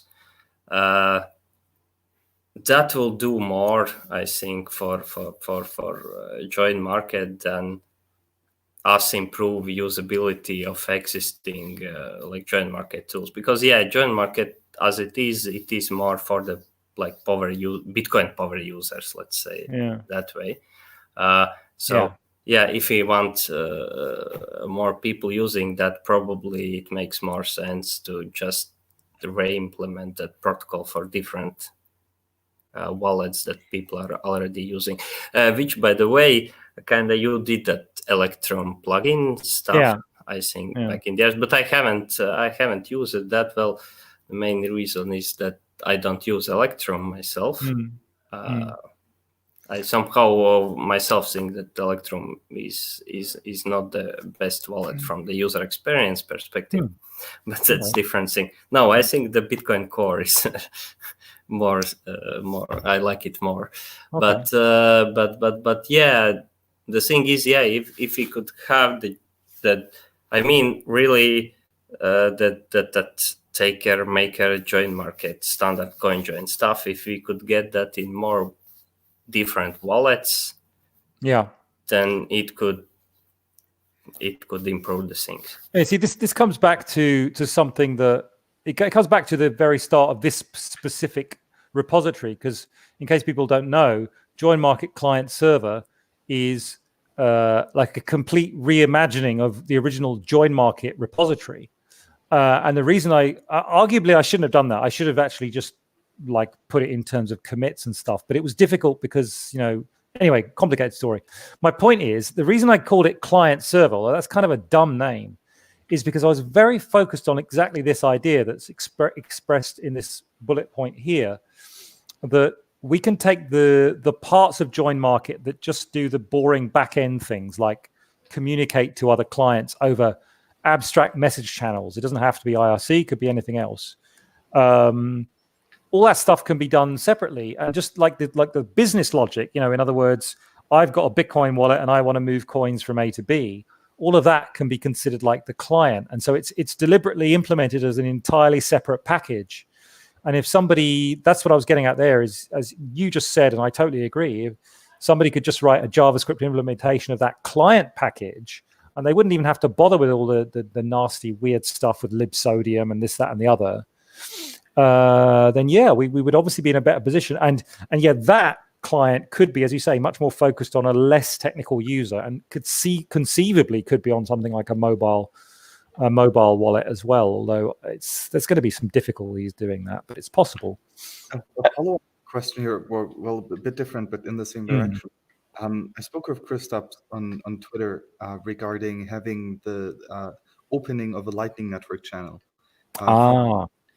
Right. So what are your ideas here, and like maybe considering a plugin to see Lightning or something? Feature creeping. Yeah, indeed, he's doing it again, isn't he? Maybe I can talk about this because please. I have done actually Lightning channel opening with CoinJoin in JoinMarket.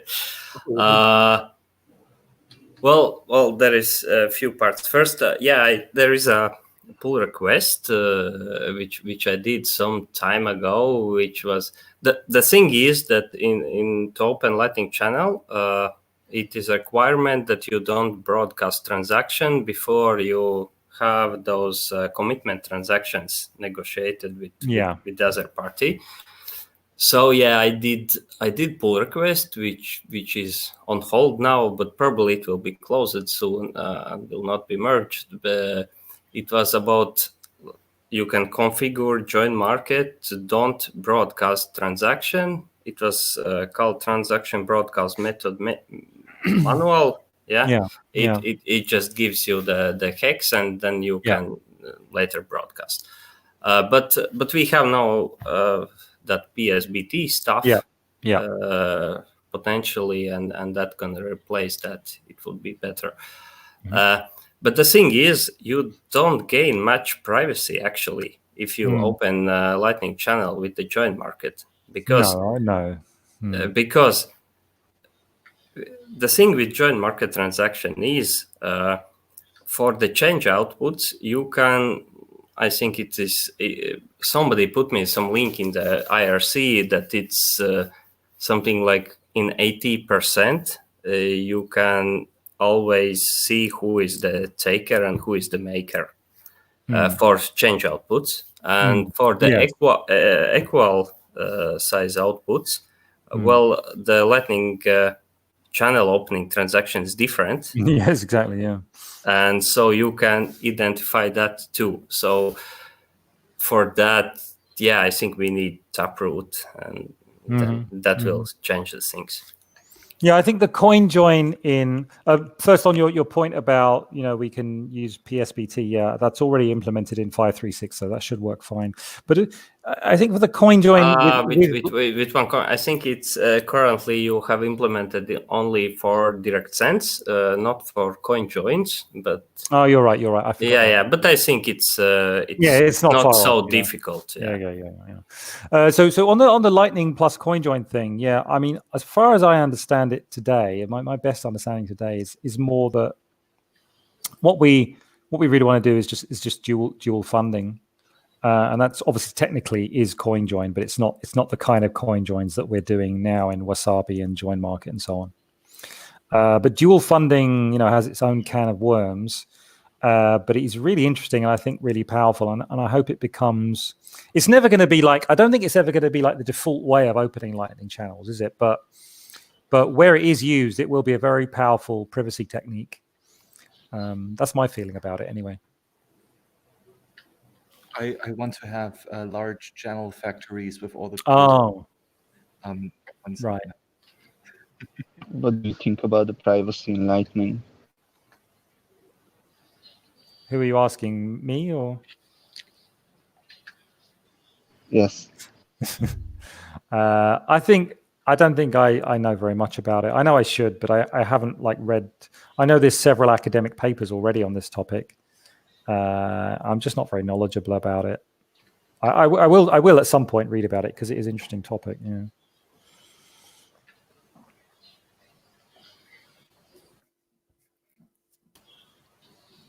But it's better than mainnet, right? I mean, come on.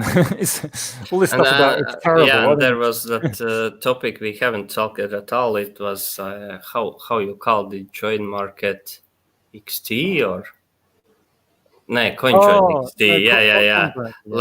That you can actually combine CoinJoins with some Lightning transactions and I think that gives a lot of privacy. I was actually thinking in the context, for example, of OTC exchanges like HODL.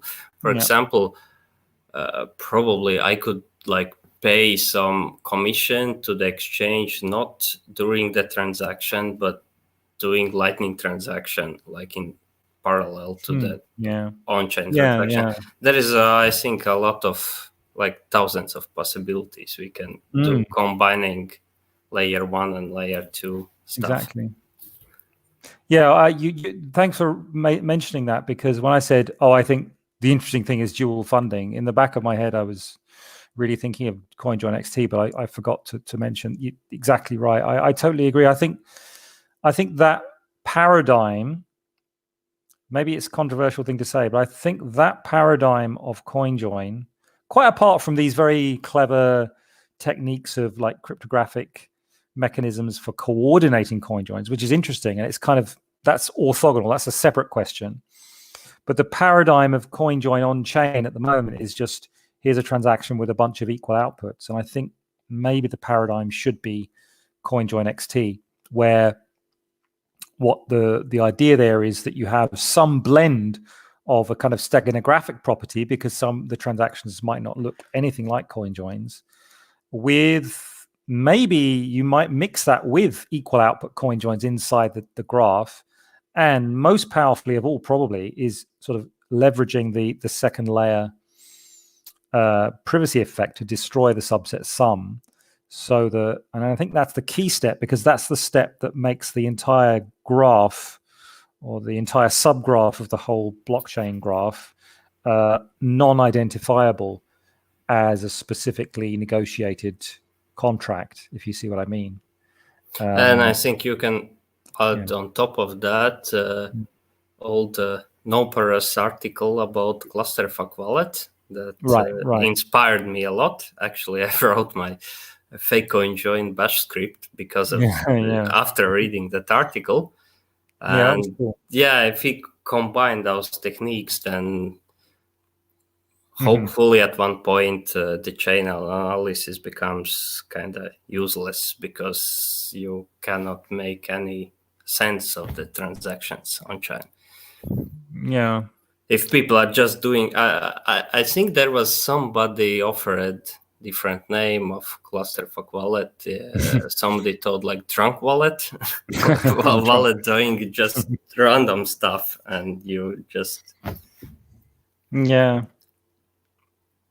Yeah, what's his name? Laurent MT had some interesting thoughts about that recently in his not his pay spin, his gist, where he talked about steganographic transactions in the PayJoin context, and he was talking about the two strategies of trying to make fingerprints align or the same, and on the other hand, trying to make fingerprints random. And he was arguing in favor of random fingerprints, which is an argument I have a lot of sympathy for. Yeah, I read that gist, and I agree to him because well, we will never get every wallet doing things the same way. It's just pointless to even hope for that. So it's better just do random stuff.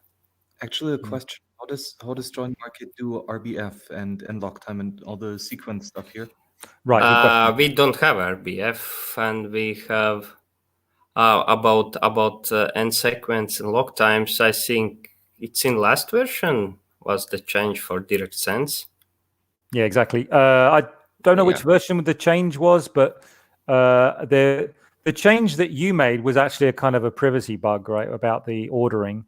But before that, there was the yes. You did that for the PayJoins, but then I did that for the simple sense. But I think we're talking to each other, and we should talk to the group. So just to clarify for the group. So basically, with a wallet like JoinMarket, you have kind of two different regimes. You have the equal sized output CoinJoins, which is obviously the main function of JoinMarket.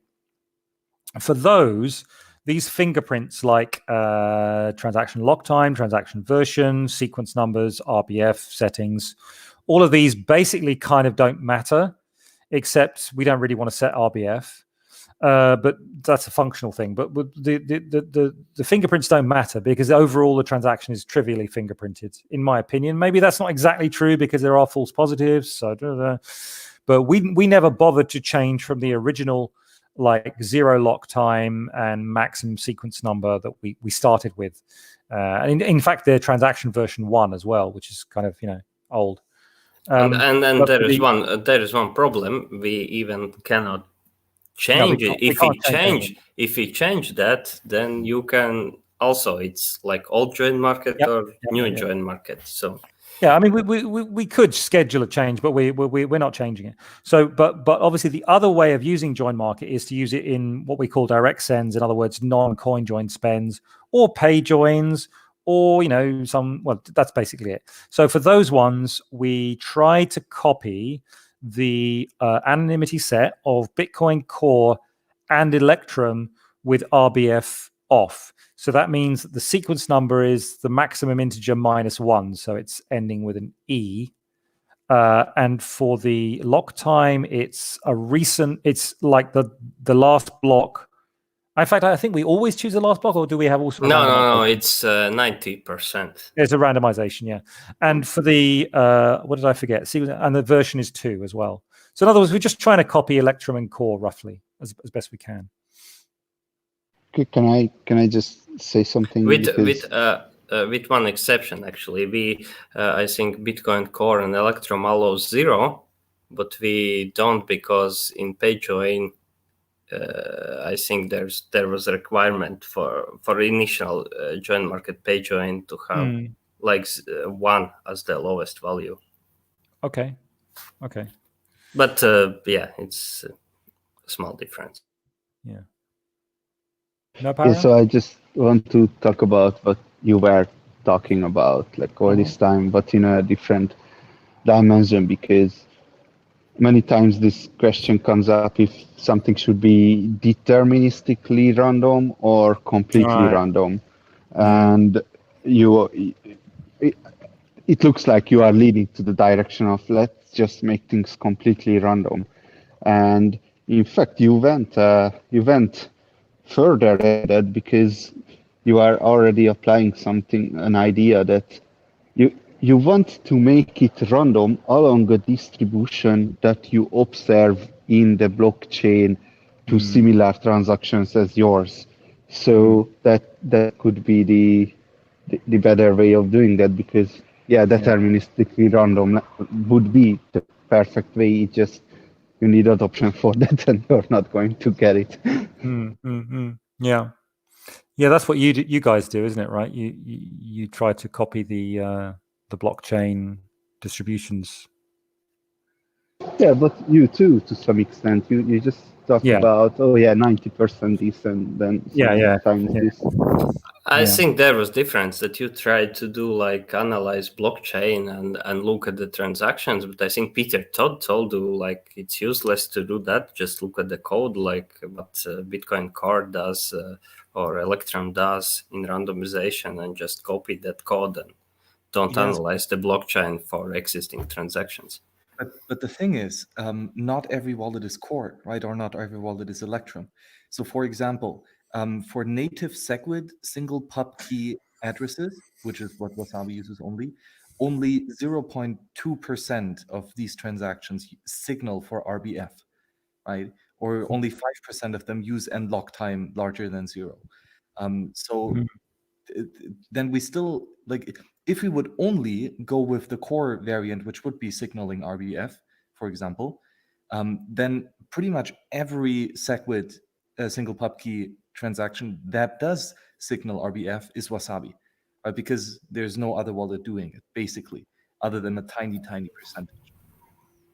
This is why currently for 2% of all the transactions, we signal RBF, and for 98% randomly chosen, we do not. Right? So I think this is still quite valuable to, as Nopara says, get the somewhat distribution in here, because otherwise it would reveal more information than. Yeah, I agree. It kind of makes sense what you are doing.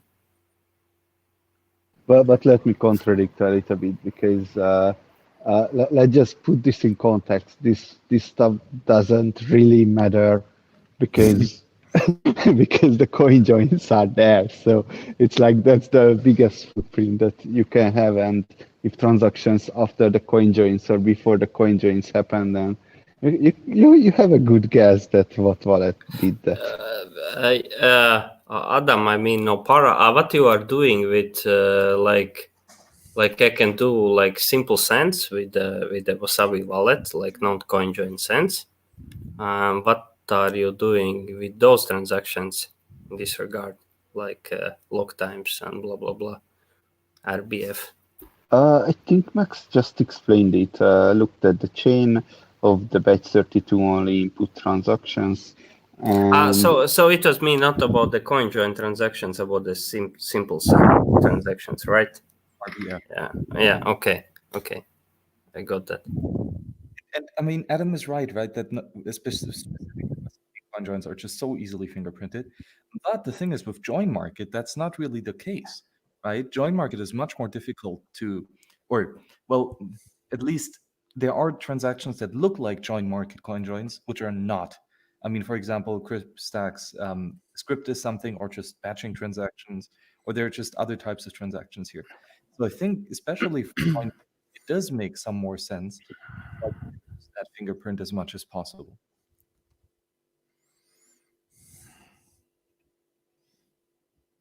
Yeah, I don't think there's much disagreement on this, really. I mean, there is disagreement, but it's like around the edges, right? We agree with the general idea. And maybe a question for Adam. We spoke about this previously a bit. Adam, Nopara, I mean, sorry. The dumplings. Wait, so who's the question for? We have a CoinJoin of Adams, two anonymity. Nopara, the dumplings repo. You are trying to fingerprint or JoinMarket transactions. Can you speak a bit more about the heuristics that you chose and how accurate you think they are? I think actually Christoph can say more about, because I was following his instructions, and I did not. It did not turn out to be a great success. So I could not identify JoinMarket transactions. Now I found a paper from BlockSci that identified 94% of JoinMarket transactions. He was comparing that against Merkel John's results, who was directly watching the order book. So that's how he knows that how much he identified, and that algorithm was like you were looking at subset sums and then trying to identify how many participants, and I was like, not gonna write that. Yeah. So I just put it there. Okay, other CoinJoin looking transactions. Yeah. Which is kind of thing. The problem is with JoinMarket, you cannot with 100% certainty identify JoinMarket transactions. It's impossible. Just not possible theoretically. Yeah, exactly. Not just it's not possible, but he identified 94% of the transactions by leaving out the big transactions because you cannot calculate subset sums for that. And even I have that fake CoinJoin script, I could have let's say I have Bitcoin Core wallet. I send their coins with JoinMarket CoinJoins in my Bitcoin Core wallet, and then I do fake CoinJoin where I have one recipient where I want to send money. I don't know, some merchant or whatever, and all the other addresses are the addresses of JoinMarket yield generator bots. How can you defer that transaction from actual JoinMarket transaction? It will have all inputs from the CoinJoins and all outputs but one going also to other CoinJoins. Yeah, and that's one thing. And about the other CoinJoins, I did some shell scripts trying to analyze the transactions and figure out is it CoinJoin or not. With the other CoinJoins, I found out there is, like, for example, Omni USDT transactions that if your analysis is like very simple, it looks like a CoinJoin because it has equal output, like equal sized outputs in the transaction. So I added like, yeah, if it's op return, blah, blah, blah, then okay, that's not CoinJoin and stuff like that.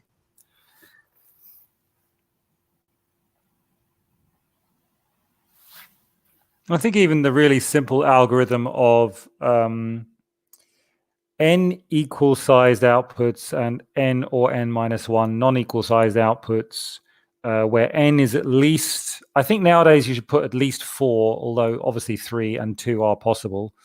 Already you're going to get to a point where you're going to pick up all the JoinMarket transactions, and it's just a question of how much false positives you're getting. And I think if you get a bit more aggressive with n, because our default is now 9, it used to be like 6 or 7.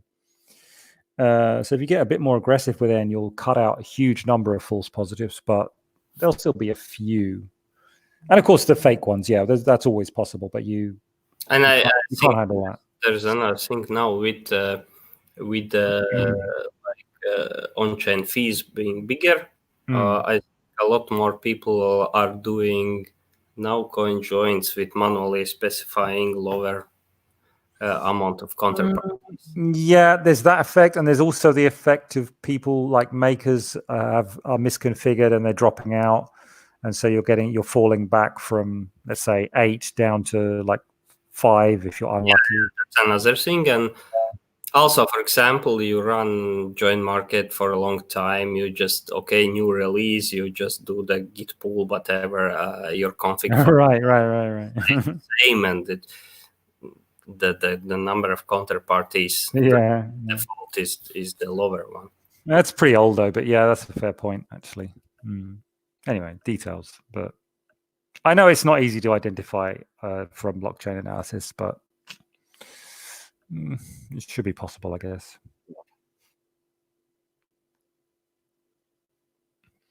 Anyway. Yeah, but that's the cool thing. Yeah, it's good. But we just need to. Well, I don't know why we don't just all switch to CoinJoin XT and forget about all this other stuff, because it's hard. That's why. All right. Yeah. How do we integrate in the JoinMarket? Oh, that's another thing. Yeah, God, that part is hard. Yeah. But yeah, definitely it should be like some kind of plugin architecture rather than trying to write code ourselves or anything. And what do you think about this idea of one transaction rules them all? That in the end we are going to get in Bitcoin to a state where one type of transactions will only happen, and like nothing else will make economical sense on the blockchain. You mean Schnorr and Taproot? No, I actually meant I think the best candidate for that is Lightning transactions, channel opening and closing. Okay, I mean about on-chain transaction, but now with Taproot you don't know like kind of is this like channel opening or single or just single? Kristaps, his point is more abstract than that. He's not actually specifying what the specific type of transaction is, although your guess is decent, a Lightning opening channel with Schnorr and Taproot. But he's just saying, like, is that an inevitability of like the trend because of the problem of transparency on the blockchain? Do we have to inevitably trend towards a complete uniformity of transaction type, or do we perhaps trend to randomness, or neither? I don't know. I think there is only two options. Either we have the single one or we have total chaos and randomness. I don't know. Yeah, I think with just how many old clients are still being run, both for Bitcoin Core as well as for wallet software, like how slow the upgrade process is. Yeah, that's also the thing. For example, I don't have Android. I have iPhone, so I have some decent wallets, but I have Mycelium on iOS, and it still has like Python public key hash old addresses, and very terrible. Kristaps, did you just say that you have Mycelium on iOS? Yes. Okay, your commit access is revoked. No, I use it for one reason only. It has BIP7T support, and I use it Baltic airplane tickets with Bitcoin. Oh, Air Baltic. So you gave up your commit access for that one reason only. I just use it to buy airplane tickets with Bitcoin last few years. Did you take part in the ICO, Kristaps? No. So they didn't go on holiday with your money then. No. But I think I met some Mycelium guy in Baltic Honey Badger 2000. Oh really? Yeah. I think so. Yeah. Well, there was at least one guy I've spoken to quite a bit. I think he used to work for them. It wasn't Leo, was it? Or was it the other guy? I forget. Anyway. Gizmo, yeah, that sounds right. Yeah. Yeah, that's the same guy. Oh, it's the same guy. Okay. But he's still working at Mycelium, but yeah. I'm not using that wallet very much. It was a joke. It was a joke, man. I don't even know. I don't think I've ever installed it, but I just heard a lot of bad things. I've heard a lot of bad things. I think they officially, if you go to Bitcoin.org, it's probably recommended for Android still, but not for iOS as a wallet. Really? Wow. I didn't know that. Oh, is this? But that might be a Cobra thing, right? That's a Cobra thing? No, I think the problem is I talked in Riga back then. They said like, why your wallet sucks so much on iOS? They said like, yeah, we don't have any iOS developers at all. Okay, fair enough. That's a good reason. That's very convincing for a Bitcoin wallet. Like, you don't need much developers for that. I mean, pay attention for the gossip, because when Mycelium went down, a bunch of sock puppets were created in 2017, they were like popping up that they are Mycelium users, and then changed tone to consent troll, and then moved on to their other things. So anyway, so whatever you heard, think twice. Okay, interesting. Right, should we wrap it up, guys? Because it's been a while. Yeah, I think so too. So It's pretty long, yeah. Yeah, but this was the plan more or less, that we start a bit on the usage level, and then we can dive into how long we like. So yeah, thanks Adam for taking the time, and I think it sounds like it's also good for you to let off steam. Yeah. Yeah, that's true. Yeah. So yeah, okay, then I'm switching off the live stream. See you guys. And if anybody has to say something off chain, Yes, you can do it I now. just